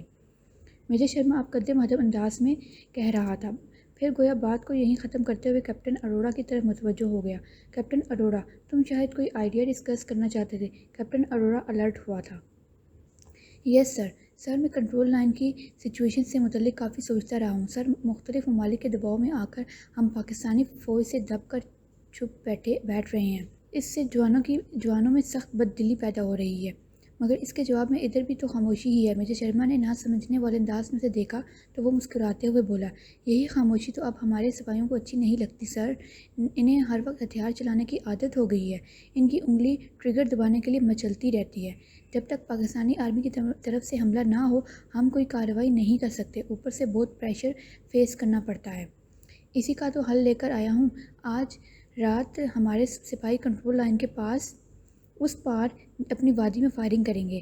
اب ہماری جنتا کو کیا پتا کہ فائرنگ کہاں سے ہو رہی ہے. گولی پر کون سا کسی کا نام لکھا ہوتا ہے. کیپٹن اروڑا کی مسکراہٹ میں اس کی مخصوص خباثت جھلک رہی تھی. ایکسکیوز می کیپٹن اروڑا، مگر میں تم سے متفق نہیں ہوں. کنٹرول لائن کے اس ایریا میں کشمیریوں کے ساتھ ہندو بھی آباد ہیں. ان سے زیادہ ہماری جنتا کا نقصان ہوگا. بہت سے لوگ مارے جائیں گے. روہن نے تیز لہجے میں بات کاٹتے ہوئے کہا تو وہ ناگواری سے اسے دیکھتے ہوئے درشت لہجے میں بولا. یہ ہماری پہلی پلاننگ نہیں ہے کیپٹن ورما. اپنے فوجیوں کو جگائے رکھنے کے لیے ایسے چھوٹے موٹے کھیل کھیلنے پڑتے ہیں. ورلڈ کمیونٹی کے نمائندوں کے سامنے وہ پردہ ڈالنے کے لیے یہ ٹیکنیک استعمال کرنا پڑے گی. تبھی پاکستان ایریا پر فائرنگ کا موقع ملے گا. واقعی اس سے پہلے بھی یہ ٹیکنیک کافی کامیاب رہی ہے. ہمارے کچھ لوگ تو مارے جاتے ہیں مگر ہم ورلڈ کمیونٹی کو باور کرانے میں کامیاب ہو گئے تھے کہ حملے میں پہل کنٹرول لائنز کے پار سے کی گئی ہے. میجر گوپال مترا نے کافی محظوظ ہوتے ہوئے اپنی بڑائی بیان کی تھی. روہن کے پاس جیسے کچھ کہنے کو بچا ہی نہ تھا. سارے جہاں سے اچھا ہندوستان ہمارا اور ہم ہندوستانی. اس قدر گراؤٹ، اس قدر ذلالت. اس سے پہلے جب کبھی بھی وہ کنٹرول لائن پر ہونے والی جھڑپوں کا سنتا تھا تو اپنے لوگوں کو اپنی جنتا کی ہلاکت کی خبر اسے پاکستانی آرمی کے خلاف مشتعل کر ڈالتی تھی. اصل حقیقت تو اب برہنہ ہو رہی تھی. بھارتی فوج اپنی ہی جنتا کا انکاؤنٹر کرنے سے نہیں چوک رہی تھی. روہن بستر پر بیٹھ کر خاموشی سے اپنے جوتے اتارنے لگا. بتاؤ مجھے، تم نے کتنے انڈین سپاہیوں کا انکاؤنٹر کیا ہے اور اس کا الزام کس پر رکھا ہے؟ بہت شوق تھا نا تمہیں یہاں آنے کا، تو اب حقیقت کو فیس بھی کرو. کھینچ کر جرابیں اتارتے ہوئے سنجنے نے تلخی سے کہا اور کپڑے بدلنے کی نیت سے اٹھ کھڑا ہوا. روہن کی ذہنی اور جذباتی کیفیت نے اس کی طبیعت بھی مکدر کر دی تھی، مگر روہن کی حمایت کرنے کا مطلب تھا کہ اس کے اندر کھولتے لاوے کو راہ دینا، اور سنجنے جانتا تھا کہ وہ اسے سنبھال نہیں پائے گا. رات عجیب سی آواز پر سنجنے کی آنکھ کھلی تو وہ چند لمحوں تک چست لیٹا حواس میں آنے کی کوشش کرتے ہوئے ان آوازوں پر غور کرتا رہا. باتھ روم کا بلب جل رہا تھا. اس نے بے ساختہ روہن کے بستر کی طرف دیکھا تو وہ خالی تھا. وہ اچھل کر بستر سے اترا اور باتھ روم کے نیم دروازے کو دھکیل کر اندر داخل ہوا تو وہاں روہن کو واش بیسن پر جھک کے الٹیاں کرتے دیکھ کر گہری سانس لے کر رہ گیا. اسے سہارا دے کر بستر پر لٹاتے ہوئے سنجنے نے کہا تو وہ بہت کچھ بولے بغیر آنکھوں پر بازو رکھ کر لیٹ گیا۔ چند ہموں تک نائٹ بلب کی سبز روشنی میں اسے گھورتے رہنے کے بعد سنجنے اس کے پاس بیٹھ گیا۔ روہن، تم واپس کیوں نہیں چلے جاتے یار؟ یہ سب تمہارے بس کا روگ نہیں ہے، اس نے ملتجیانہ لہجے میں کہا تھا۔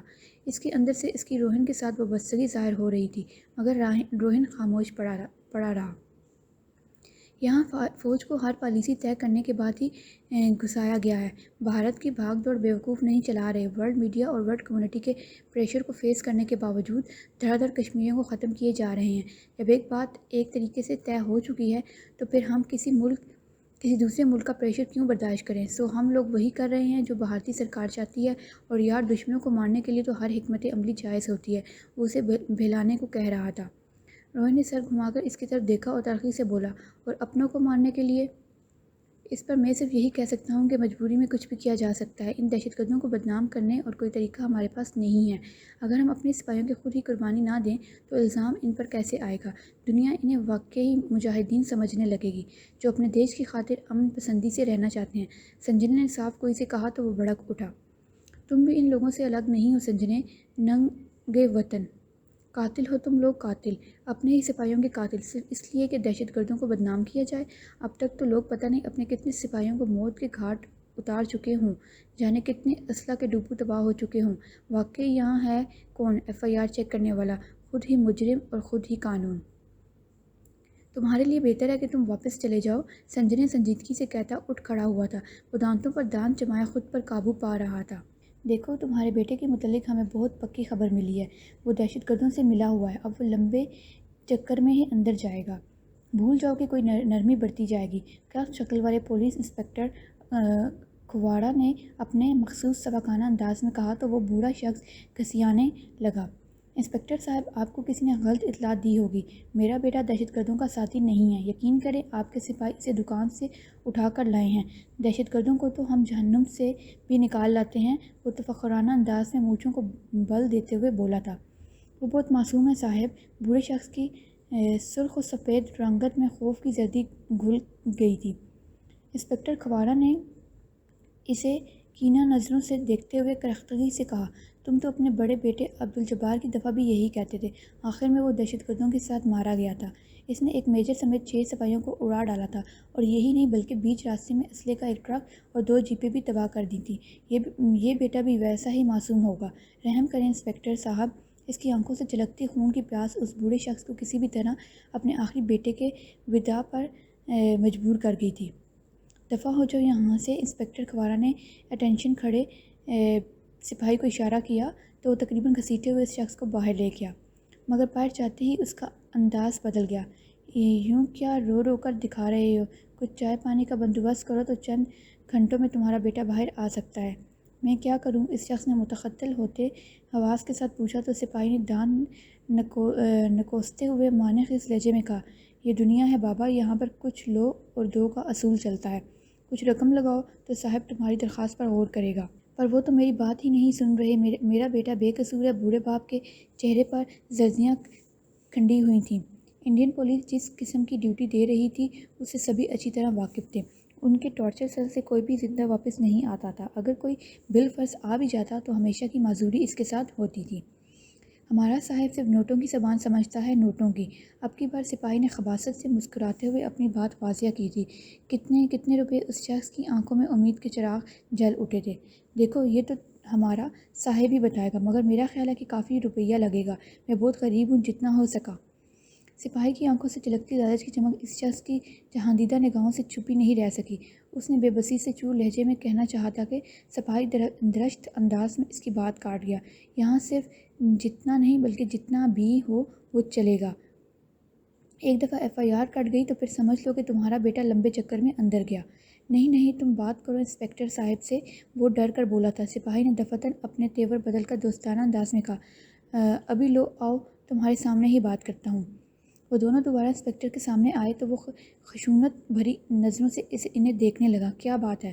بوڑھے شخص نے گھبرا کر سپاہی کی طرف دیکھا تو وہ چہلو سا انداز میں بولا، یہ بہت غریب ہے سر، بہت پریشان ہے۔ اپنے اکلوتے بیٹے کی طرف سے میں نے اسے تسلی دی ہے کہ اپنے سر بڑے نرم دل ہیں، مگر خانہ پوری کے لیے تھوڑا بہت پیسہ لگے گا، اوپر والوں کو بھی تو جواب دینا پڑتا ہے نا۔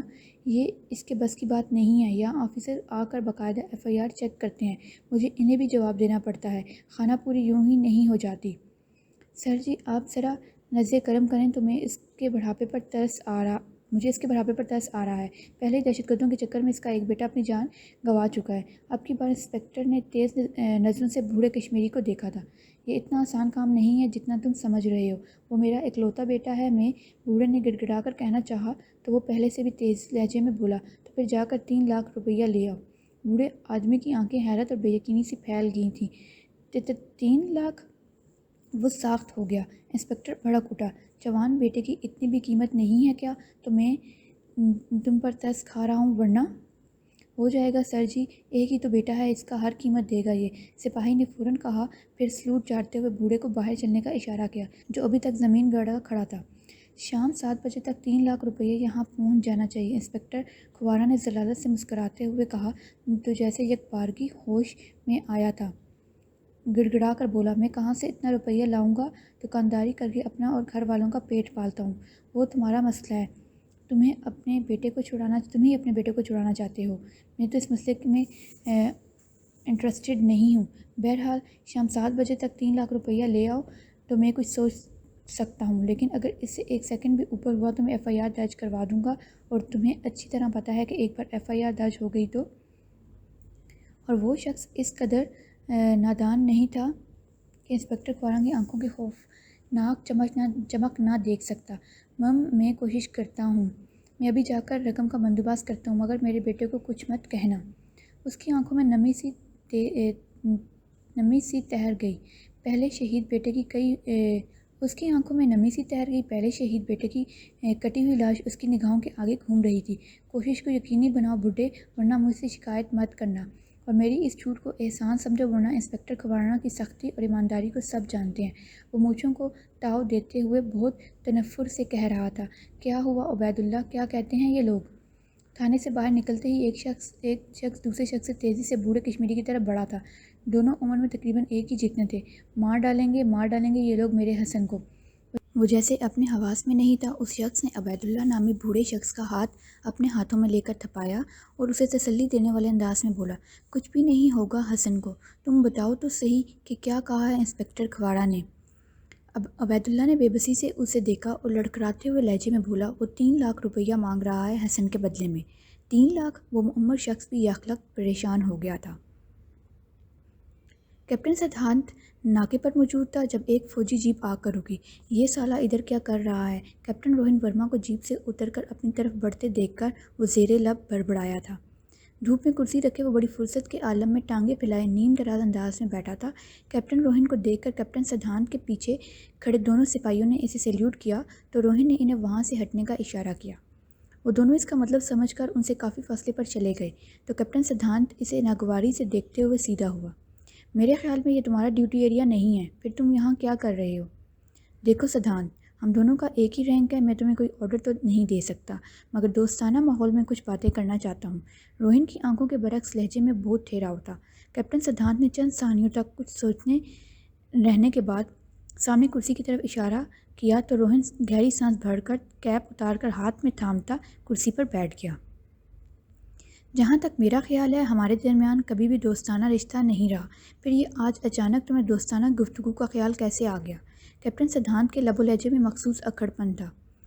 ہم دونوں انڈین آرمی کے سپاہی ہیں کیپٹن سدھانت، ہمارا مشن، ہماری ترجیحات اور ہماری ویلیوز ایک سی ہیں، اسی ناطے میں تمہیں سمجھانے آیا ہوں کہ تم اور تمہارے سپاہی جو کچھ کر رہے ہیں وہ ہماری آرمی کی ریپوٹیشن کو خراب کر رہا ہے۔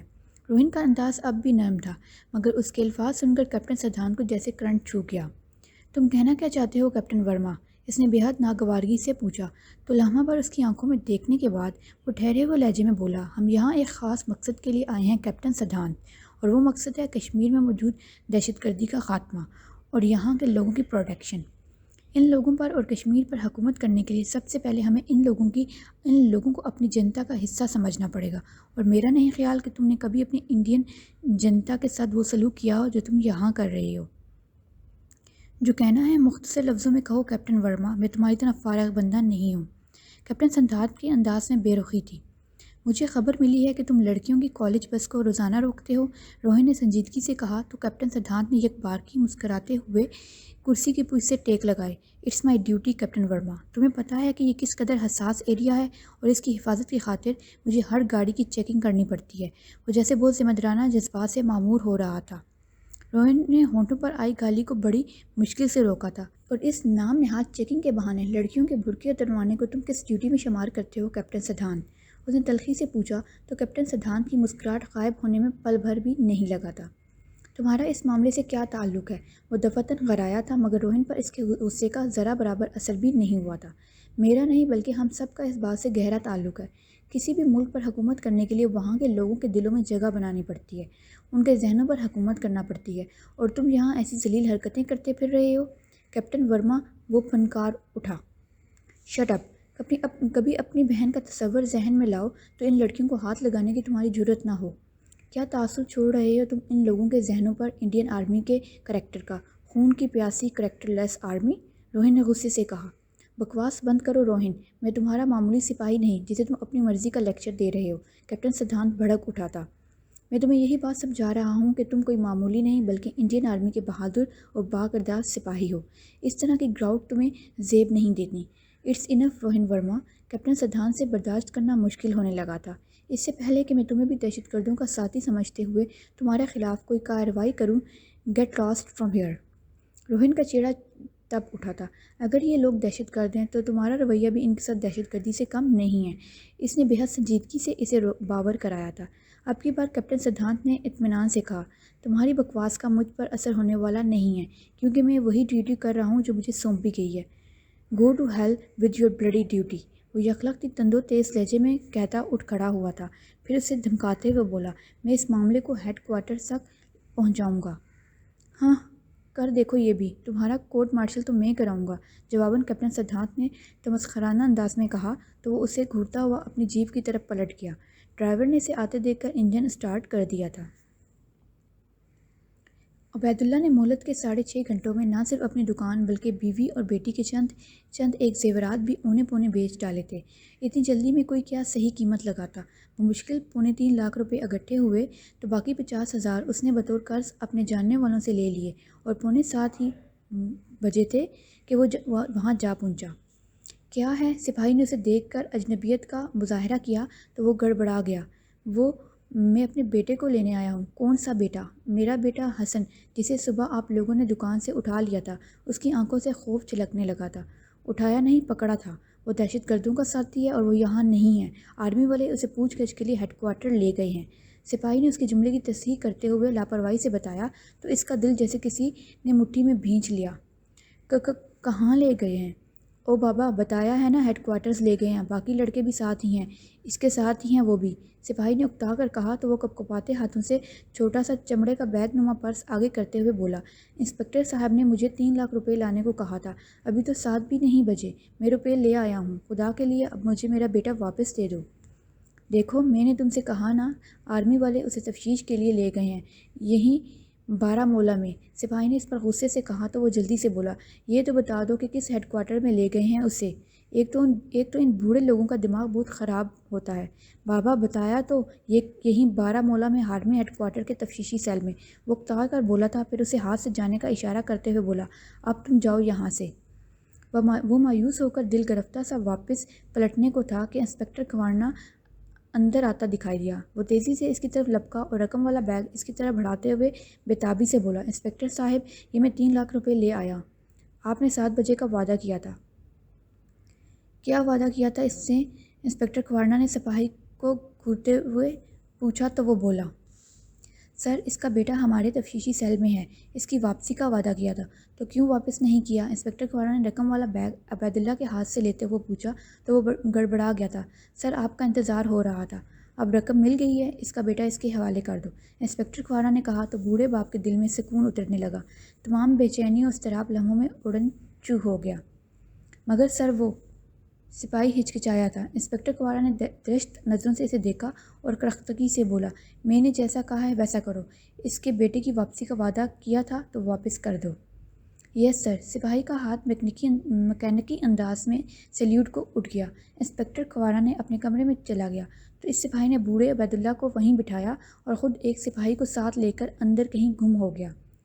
عبید اللہ نے کرسی کی پشت سے ٹیک لگا کر آنکھیں موڑ لیں۔ دل میں ایک سکون سا جا گزین تھا۔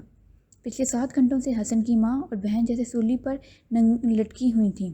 22 سالہ حسن سادگی اور شرافت کا پیکر تھا۔ یہ بات کسی کو بھی سمجھ میں نہیں آ رہی تھی کہ پولیس نے اسے کس جرم میں اٹھا لیا ہے اور اب وہ اپنی زندگی بھر کی کمائی بیچ کر اپنی جیتی جاگتی کمائی خریدنے آیا تھا۔ بابا یہ لو۔ سپاہی کی کرخت آواز پہ بے ساختہ اس نے آنکھیں کھولیں تو ہونٹوں پر بیٹے کو دیکھنے کے خیال سے ہلکی سی مسکراہٹ پھیلی ہوئی تھی، مگر دونوں سپاہیوں کے ہاتھ کی گرفت میں خون سے بھری چادر میں لپٹی کسی شے کو دیکھ کر وہ اپنی جگہ سے بے اختیار اٹھ کھڑا ہوا۔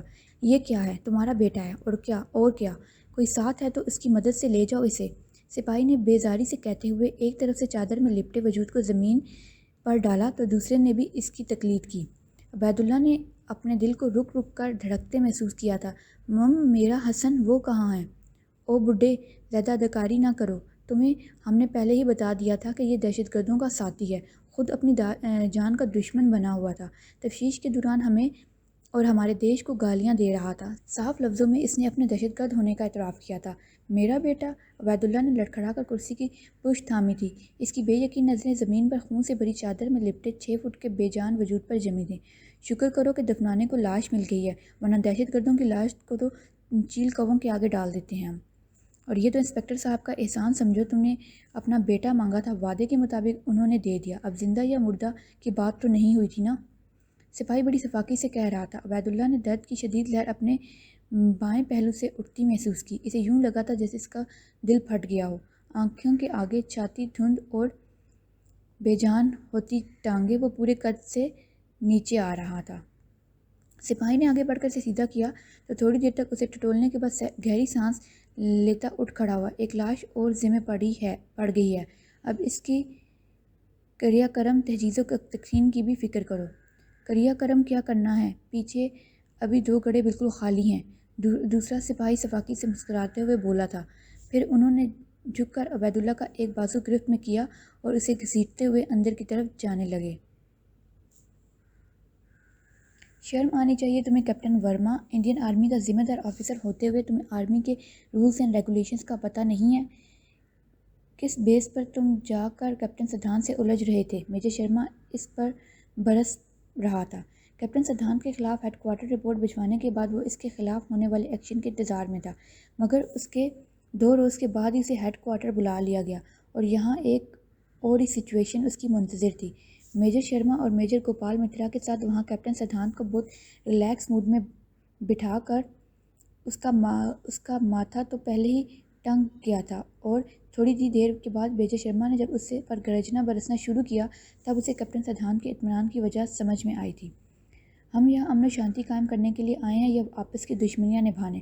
کیپٹن ورما، یہ تمہارے خلاف پہلی رپورٹ نہیں ہے، اس سے پہلے بھی تمہاری غیر ذمہ دارانہ حرکتوں کی رپورٹس ہیڈ کوارٹر کو مل چکی ہے، تم سے تو تمہارے سپاہی تک خوش نہیں ہیں۔ میجر گوپال مترا نے ابھی سے سرزنش کی تھی۔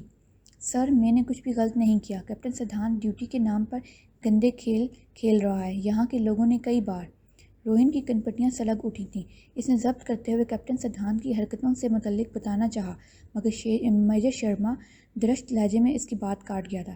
کیپٹن سدھانت انڈین آرمی کا آفیسر ہے اور یہاں کے لوگ مسلمان ہیں جن کو ختم کرنا اور کشمیر کو اپنے دیش میں شامل کرنا ہمارا ٹارگٹ ہے، اور یہ بات میں تمہیں پہلے بھی سمجھا چکا ہوں۔ اسے ان لوگوں سے محبت اور ہمدردی کا بخار چڑھ گیا ہے سر، ایسے مجھ سے بات کر رہا تھا جیسے ان کشمیری لڑکیوں میں اس کی بہن بھی شامل تھی۔ کیپٹن سدھانت تمسخرانہ نظروں سے اسے دیکھتے ہوئے کہہ رہا تھا۔ روہن دانتوں پر دانت جما کر رہ گیا۔ میجر شرما نے پھر سے اس کی برین واشنگ شروع کر دی تھی، مگر اس کا ذہن اس پل کہیں اور ہی اڑانے بھر رہا تھا۔ رونی، پتہ ہے کبھی کبھار مجھے یوں لگتا ہے کہ تمہارا دل مسلمان ہے۔ اس کی طبیعت کی سادگی اور زندگی کی تمام معلومات میں ایماندارانہ رویہ کبھی کبھار انجلی کو شرارت پر مجبور کر دیتا تھا۔ تب وہ اپنی مسکراہٹ دبا کر بظاہر بہت سنجیدگی سے کہتی تو وہ دانت پیستا اس کے پیچھے بھاگ اٹھتا تھا، اور وہ اس بار اس کے سنجیدگی سے اس بات پر ناراض ہو جانے کے بعد اس نے باقاعدہ ہاتھ جوڑ کر معافی مانگی اور معصومیت سے بولی، دیکھو نا رونی، اب میں غلط تھوڑی کہتی ہوں، میرے دوستوں میں مسلم لڑکے لڑکیاں بھی شامل ہیں، اور یقین کرو ان کی سوچیں اور خیالات بالکل تمہاری طرح ہیں، صاف ستھرے اور کھرے۔ وہ بھی خود کو ہندو یا مسلم نہیں بلکہ پہلے انسانیت کے درجے پر فائز کرتے ہیں۔ مثلاً تم قتل ہی کی بات لے لو، کسی کو قتل کرنے کو برا سمجھنے کے لیے ہندو یا مسلم نہیں بلکہ انسان ہونا ہی کافی ہوتا ہے۔ اسی لیے میں کہتی ہوں کہ تمہارا دل مسلمان ہے، کیونکہ وہ لوگ بھی تمہاری طرح بیجا زیادتی نہ تو کرتے ہیں اور نہ ہوتی دیکھ سکتے ہیں۔ اور یہ لو، روہن ورما نے میجر شرما کی طرف خالی نظروں سے دیکھا۔ اس کا ذہن اس قدر منتشر ہو رہا تھا کہ وہ میجر شرما کی آواز سن نہیں پا رہا تھا، صرف اس کے ہلتے ہونٹ اسے دکھائی دے رہے تھے۔ یہ انسانیت کے کس درجے پر فائز ہے کہ کیا انہیں انسان کہنا جائز ہے؟ خود کو مہمان دیش کی آرمی کہنے والے تو انسان کہلانے کے بھی لائق نہیں ہیں۔ آئی ہوپ کیپٹن ورما کہ آئندہ تم ایسی کسی شکایت کا موقع نہیں دو گے، ورنہ مجھے مجبوراً کوئی انتقامی انتہائی قدم اٹھانا پڑے گا۔ میجر شرما نے سخت لہجے میں تنبیہ کی تو وہ خاموشی سے اسے دیکھتا رہا۔ اس نے جھنجھلا کر اسے جانے کی اجازت دے دی تھی۔ رونی، تمہارے لیے انجو کا فون ہے، جلدی کرو، لائن خراب ہے، بمشکل بات ہو پائے گی۔ سنجنا نے دروازے سے جھانک کر اونچی آواز میں تیزی سے کہا تو وہ پچھلے ہفتے بھر سے گویا دنیا سے بیزار نڈھال سا پڑا تھا، بجلی کسی تیزی سے اٹھ کر باہر بھاگا۔ انجلی نے چاہے جتنے بھی جوئی سے ادھر ادھر کی باتیں کیوں نہ کی ہوں، مگر روہن کو پتہ چل گیا تھا کہ یہ فون سنجنا کی کارستانی تھا۔ یہ آج کل تم کن معاملوں میں پڑے ہوئے ہو؟ سیدھی سادھی ڈیوٹی کرو، باقی سب کو ان کے حال پر چھوڑ دو، ان سب کو دفع کرو۔ انجو، تم کچھ اور باتیں کرو۔ وہ بیزار ہو گیا تھا، بوجھل سے انداز میں بولا۔ اور کون سی باتیں؟ انجو ہنسی تھی، مگر وہ جذبات کی روح میں بہتا جا رہا تھا۔ اپنی باتیں انجو، تمہاری، میری، ہماری خوشیوں کی باتیں، ان دنوں کی باتیں جب ہم دونوں پاس تھے تب تم مجھ سے کتنے دور تھے، یاد ہے نا؟ وہ شکوہ کر رہی تھی۔ بہت غلط تھا میں انجو، تم مجھے روک رہی تھی تو میں رکا نہیں انجو، رک گیا ہوتا تو آج اس عذاب سے تو نہ گزر رہا ہوتا۔ وہ پھر ذہنی و جذباتی ٹوٹ کے عمل سے گزرنے لگا تھا۔ روہن، انجلی اس کے لب و لہجے کی بے چارگی کو اور بے بسی پر تڑپ کر رہ گئی تھی۔ تم سب بہت یاد آتے ہو انجو، ماں اور گیتا کا چہرہ تو آنکھوں کے آگے سے ہٹتا ہی نہیں ہے۔ ماں سے کہنا میرے لیے دعا کریں، اور انجو تم بھی دعا کرنا کہ میں اپنوں کی کسی حکمت عملی کا شکار نہ بن جاؤں۔ وہ بہت شکستہ دل ہو رہا تھا، تبھی فون کی لائن بے جان ہو گئی تھی تو اسے لگا جیسے زندگی سے بھی رابطہ ٹوٹ گیا ہو۔ اسی شام ایک بہت بہانہ واقعہ رونما ہو گیا۔ کیپٹن اروڑا کے ایک سپاہی منموہن داس نے فائرنگ کر کے اپنے ہی 5 سپاہیوں کو ہلاک کر دیا۔ پورے یونٹ میں سنسنی آمیز ہلچل سی مچ گئی تھی۔ سپاہی تو ایک طرف رہے، آرمی کے آفیسرز بھی ایک دوسرے سے گھبرائے پھر رہے تھے۔ آپسی اعتماد کی فضا پہلے ہی دھندلی سی تھی، مگر اب تو اعتماد و اعتبار بالکل ہی مفقود ہو گیا تھا۔ منموہن داس کا کورٹ مارشل ہو گیا۔ آرمی کی عدالت میں اس نے مخبوط الحواسی کی کیفیت میں اپنا بیان ریکارڈ کرایا تھا۔ میں اس آرمی کے اس تمام احکامات سے نفرت کرتا ہوں۔ میں یہاں پر بھارت ماتا کا بہادر سپوت بن کر آیا تھا۔ نیچ جات شودر ہونے کے باوجود مجھے آرمی میں جگہ دی گئی تھی، تو پھر اپنے دیش کی خاطر جان دینا مجھے ایک فخر کی بات لگنے لگا تھا۔ میں بہت جذبے اور خواہشیں لے کر کشمیر میں آیا تھا، یہاں کی جنتا کو دہشت گردوں کے ظلم سے نجات دلانے کے لیے آیا تھا، مگر یہاں آ کر میری سمجھ میں ہی نہیں آیا کہ دہشت گرد کون ہے۔ میرے آفیسرز اتنے گندے حکم دیتے تھے کہ میری روح تک کانپ اٹھتی تھی۔ ان لوگوں نے 8 سال کی بچی سے لے کر 80 سال تک کی عورت کی آبرو ریزی کی ہے، پھول جیسی کومل لڑکیوں کو ظالمانہ تشدد اور بدترین ظلم کا نشانہ بنایا ہے۔ ان کے ساتھ بدسلوکی تو الگ۔ میرے آفیسرز اتنے گندے حکم دیتے تھے کہ میری روح تک کانپ اٹھتی تھی۔ ان لوگوں نے 8 سال کی بچی سے لے کر 80 سال تک کی عورت کی آبرو ریزی کی ہے، پھول جیسی کومل لڑکیوں کو ظالمانہ تشدد اور بدترین ظلم کا نشانہ بنایا ہے۔ ان کے ساتھ بدسلوکی تو الگ رہی، انہیں مارا بھی تڑپا کر جاتا تھا، انہیں گھٹنوں برف کی سیلوں پر لٹایا جاتا ہے۔ ہم لوگ کپڑوں کا ڈھیر پہن کر بھی یہاں کی سردی کا مقابلہ نہیں کر سکتے، اور وہ معصوم لڑکیاں، مجھے اپنی دونوں بہنیں بہت یاد آتی تھیں۔ ان کی بے لباسی مجھے اپنی بہنوں کی بے لباسی لگتی تھی، اور وہ سب اس کام کے عادی ہو چکے تھے۔ اب تو انہیں کسی آرمی آفیسر کے حکم کی بھی ضرورت نہیں پڑتی تھی، وہ سب ان معاملات میں طاق ہو چکے تھے، مگر میں نے سپاہی کی حیثیت سے بھرتی ہوتے ہوئے جو قسم لی تھی وہ میں کبھی نہیں بھولا ہوں۔ ماں شیراں والی کی کریاں مہربانی سے میں نے نہ صرف ان 5 کتوں کا خاتمہ کیا ہے، بلکہ میں ان آفیسرز کو بھی مارنا چاہتا ہوں جو ہمیں ایسے گندے حکم دیتے ہیں اور یہاں کی ماؤں بیٹیوں کو لوٹ کا مال سمجھ رہے ہیں۔ مجھے جب بھی موقع ملے گا میں ان سب کا خاتمہ کر دوں گا۔ مگر منموہن داس کو ایسا کوئی موقع نہیں دیا گیا۔ اسی وقت اسے موت کی سزا سنا دی گئی تھی، مگر میجر شرما نے ایسی کسی مزید بغاوت سے بچنے کی خاطر اسی شام منموہن داس کو فائرنگ اسکواڈ کے سامنے کھڑا کر دیا۔ اس کی موت نے بہت سے ذہنوں کو ٹھٹھرا دیا تھا۔ سر، آج پورے 2 ہفتے ہو گئے ہیں مگر کیپٹن روہن ورما کا کوئی سراغ نہیں ملا۔ وہ ابھی تک لاپتہ ہے، کیپٹن اروڑا نے میجر شرما کو رپورٹ دی تھی۔ سمجھ میں نہیں آ رہا کہ وہ کہاں غائب ہو گیا ہے، میجر شرما نے پرسوچ انداز میں کہا تھا۔ اسے ان کشمیریوں کی ہمدردی کا بہت بخار چڑھتا تھا، انہی میں سے کسی نے ٹھکانے لگا دیا ہوگا اسے۔ کیپٹن سدھانت نے سادہ آئیڈیا لگایا تھا۔ میرے خیال میں اب اس کی واپسی کے کوئی بھی آثار باقی نہیں رہے۔ کیپٹن اروڑا، اس کیس کو بند کرو اور اپنی توجہ کنٹرول لائن پر مرتکز رکھو، جہاں تمہاری فضول حکمت عملی نے بھارتی فوج کا کھانا خراب کر کے رکھ دیا ہے۔ کنٹرول لائن کے پار تو کیا نقصان ہوتا، الٹا پاکستانی فوجیوں کی فائرنگ سے ہماری ایک فوجی چوکی مکمل طور پر تباہ ہو گئی ہے اور جانی نقصان الگ ہوا ہے۔ میجر شرما نے درشت لہجے میں کہا تو کیپٹن اروڑا ڈٹائی سے بولا، سر ایسی پلاننگز میں رسک تو لینا ہی پڑتا ہے، یہی نقصان اگر پاکستانی فوج کا ہوتا تو ہمیں شاباشی مل رہی ہوتی۔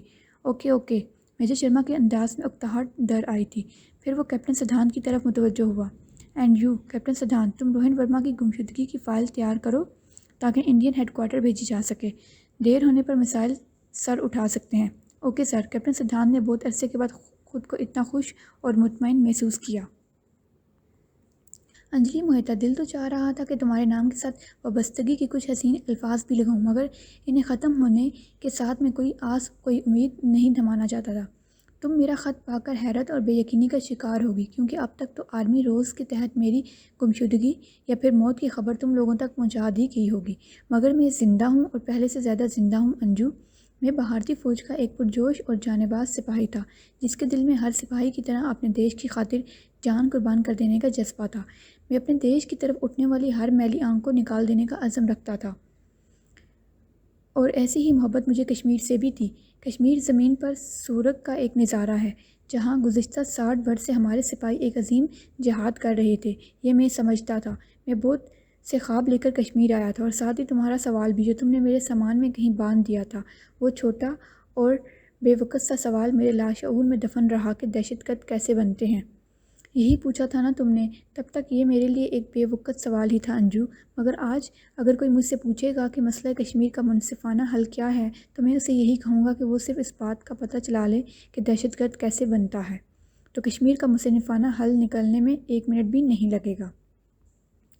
ہر ہندو سپاہی کی طرح میں بھی پاکستان اور پاکستان فورس سے نفرت رکھتا تھا، مگر کشمیر میں آ کر مجھ پر بہت سے اندیکھے سنے راز کھل گئے۔ ہماری فورس کا مقابلہ دہشت گردوں سے نہیں بلکہ کشمیری جنتا سے تھا۔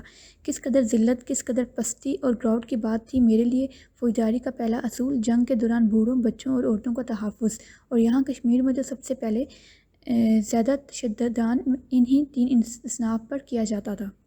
منموہن داس کا ذہنی توازن کیوں نہ الٹتا انجو؟ جب اپنی ہی بہن بیٹیوں اور ماؤں جیسی عورتوں کی بے حرمتی کرنا پڑے، آفیسرز کے حکم پر ان کی آبرو ریزی کی جائے، ان کے جسموں کو جلتی لکڑیوں سے داغنا پڑے، انہیں بے لباس برفوں کے سیلوں پر لٹا کر گراوٹ اور ذلالت کی انتہا کرنی پڑے، کسی عبید اللہ کے جوان سال بے گناہ بیٹے کو سر سے پاؤں تک گولیوں سے چلنی کرنا پڑے، ایسے منموہن داس تو پیدا ہوتے رہیں گے انجو۔ میں نے بہت برداشت کیا ہے انجو، مگر دل سہ نہیں پا رہا تھا۔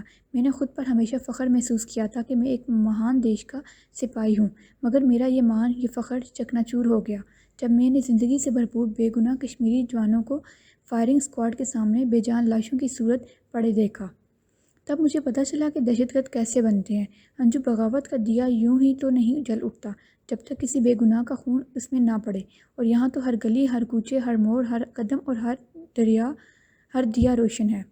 میں نے پھر سے خود کو ایڈجسٹ کرنے کی کوشش کر ڈالی انجو۔ سنجنا کے کہنے پر میں اپنا سیٹ اپ بنانے کی کوشش کرنے لگا، مگر یہاں کوئی بھی ان پابندیوں کے لیے تیار نہیں تھا، جس میں نہ صرف انہیں کشمیری جنتا کے ساتھ اچھے طریقے سے رہنا پڑتا بلکہ کشمیری عورتوں کی طرف دیکھنے کی بھی اجازت نہیں تھی۔ ہیڈ کوارٹر میں میرے خلاف شکایتیں جمع ہونے لگیں۔ میں بے بس ہو کر رہ گیا انجو۔ پھر میں نے بے حس بننے کی کوشش کر ڈالی۔ تب میں نے زندہ انسانوں کو جلتے دیکھا، بے گناہوں کو گولیوں سے چلنی ہوتے دیکھا۔ یقین کرو انجو، ایک گھر سے انہیں دہشت گرد نہیں ملا تو بھارتی سپاہیوں نے اس کے 2.5 سالہ بچے کو زبردستی اٹھا لیا اور اسے رسی کے ساتھ جیپ کے پیچھے باندھ کر جیپ چلا دی، اور اس وقت تک اسے پتھریلی زمین پر گھسیٹتے رہے جب تک کہ وہ گوشت کا محض لوتھڑا نہیں رہ گیا۔ میرا قلم ساتھ نہیں دیتا انجو، میں کیسے تم سے وہ منظر بیان کروں؟ اس کی ماں وہیں گر کر ختم ہو گئی تھی انجو۔ یہ کردار ہے ہماری آرمی کا، اس قدر وحشی اور سفاک درندوں سے بدتر، اپنے مقاصد حاصل کرنے کی خاطر اپنی ہی جنتا کو قتل کرنے سے نہ چوکنے والے اور اس سب کا حکم دہلی میں بیٹھے وہ غلیظ لوگ دے رہے ہیں جنہیں صرف اپنی حکومت چلانے سے غرض ہے۔ انہیں اس بات کی کوئی فکر نہیں ہے کہ تاریخ میں بھارتی فوج کو ایک دہشت گرد فوج رقم کیا جائے گا جس کا کوئی اخلاق و کردار نہیں، اور خدا کا شکر ہے کہ اب میں اس فوج کا حصہ نہیں رہا۔ ہاں انجو، میرا دل ہی نہیں، اب میں بھی مسلمان ہو گیا ہوں، اور میرا مسلمان ہونا تمہارے اس سوال کا مدلل جواب ہے کہ دہشت گرد کیسے بنتے ہیں۔ میں اس جواب کو بہت اچھی طرح سمجھ گیا ہوں۔ اگر ایک غلط حکمت عملی اور دہشت گردی منموہن داس جیسے وطن پرست سپاہی کو اپنے ہی ساتھیوں کے قتل پر مجبور کر سکتی ہے، دیش کی خاطر موت کی آرزو رکھنے والے روہن ورما کے دل کو موڑ سکتی ہے، تو پھر ایک کشمیری مسلمان کا مجاہد بن جانا بالکل برحق ہے۔ میں علل اعلان کہتا ہوں کہ جب تک بھارتی فوج کا ظلم و بربریت اور دہشت گردی جاری رہے گی، کشمیر کے ہر گھر سے ایک مجاہد پیدا ہوگا۔ میں بہت مطمئن اور بہت خوش ہوں انجو، میرے خدا نے مجھے تنہا نہیں چھوڑا۔ اب میں ایک بہت نیک مقصد کی خاطر لڑوں گا۔ میں اپنے ہونے کی خبر کسی کو بھی نہیں دینا چاہتا تھا، مگر انجو تم سے تو دل کا رشتہ رہا ہے، اور پھر تمہارے سوال کا قرض بھی واجب تھا، سو دل کے ہاتھوں مجبور ہو کر آخری بار یہ رابطہ کر رہا ہوں۔ ماں اور گیتا کی ذمہ داری اب تم پر ہے۔ کیا کروں انجو، یہ آسمانی رشتے ہیں، مذہب بدلنے سے ختم تو نہیں ہو جائیں گے نا؟ تم پلیز سنجنے کو واپس بلوا لینا، میں اس جنگ میں اپنی بہن کے سہاگ کو جلتا نہیں دیکھ پاؤں گا، مگر اسے میرے اس خط کی خبر مت ہونے دینا کہ زندگی میں کبھی وہ گیتا کے ساتھ زیادتی کر جائے۔ دعا کرنا انجو کہ میں اپنے مقصد میں کامیاب ہو سکوں، اور کوشش کرنا کہ میڈیا کے ذریعے لوگوں کو سمجھا سکوں کہ کشمیر میں امن دہشت گردوں کو ختم کرنے سے نہیں بلکہ وہاں بھارتی فوج کا تسلط ختم کرنے سے ہوگا۔ تم لوگوں سے جدائی سہانے روح سہی، مگر جس عظیم المرتبہ ہستی نے میرے دل میں ڈیرے ڈال کر میرے قدموں کو صحیح راہ دکھائی ہے، اس کا کرب جنت کی مہکتی مشبوع ہواؤں جیسا ہے جو جذباتیت کے جام کو کسی طور چھلکنے نہیں دیتا۔ بہت جلد میں کیپٹن سدھانت اور میجر شرما جیسے درندوں کو جہنم واصل کر دوں گا، اور پھر کشمیر پھر سے ویسی ہی جنت بن جائے گا جس کے خواب لے کر میں یہاں آیا تھا۔ اس کی جھیلوں میں بے گناہوں کی لاشیں نہیں بلکہ خوبصورت شکارے ٹہریں گے، چراگاہیں ہری بھری ہوں گی، لوگوں کی آنکھوں میں چمک اور ہونٹوں پر اطمینان بھری مسکراہٹ ہوگی۔ انجو، ہم زندگی میں تو ساتھ ساتھ نہیں رہ پائے، مگر شاید مرنے کے بعد آسمانوں پر کہیں میری شہادت کی دعا کرنا۔ ماں اور گیتا کو میرا پیار۔ اگر امیر نے اجازت دی تو شاید کبھی دوبارہ خط لکھ سکوں۔ والسلام، مجاہد محمد عبداللہ۔ انجلی کی آنکھوں سے ٹپکتے آنسوؤں نے ہاتھوں میں لرزتے صفحے کی تحریر کو بھگو ڈالا تھا۔ اس کے قدموں نے وجود کا بوجھ سہارنے سے انکار کر دیا تو وہ اپنی نگشت پر ڈھہ گئی اور میز پر ماتھا ٹکائے بے اختیار رونے لگی۔ اپنی بھارتیہ سرکار کے امن و شانتی کے ڈرامے پر، اپنی گورنمنٹ کے نام نہاد سیکولرزم کے نعرے پر، اور بھارتی فوج کی گھٹیا اور نفرت انگیز کردار پر۔ جب تک کشمیر میں بھارتی فوج کی دہشت گردی جاری رہے گی، نہ صرف کشمیر کے ہر گھر میں بلکہ خود بھارتی فوج میں سے بغاوت کا چشمہ پھوٹتا رہے گا۔ انسانیت کا درد رکھنے والوں کے دلوں پر غیب سے سنہری موڑ لگا دی جاتی ہے، تو پھر ایک کشمیری نوجوان کو، مجاہد اور روہن ورما کو محمد عبداللہ بننے سے کوئی کمینی طاقت نہیں روک سکتی۔ کشمیر کی جلتی وادی میں بہتے خون کا شور ایک دن تمام دنیا سنے گی، اور پھر کوئی محمد بن قاسم اپنی کشمیری بہن کی ایک پکار پر لبیک کہتا تلوار سونت کر ظلم و جبر کا مقابلہ کرنے نکل کھڑا ہوگا، اور یہ تبھی ہوگا جب ہم سب فرقہ واریت اور ذات پات کے پھیرے سے نکل کر ہاتھوں کی زنجیر بنائے بد کردار اور بدگماش بھارتی فوج اور حکومت کی آنکھوں میں آنکھیں ڈال کر کھڑے ہو جائیں گے۔ تب کشمیر کو آزاد ہونے سے دنیا نہیں روک سکتی۔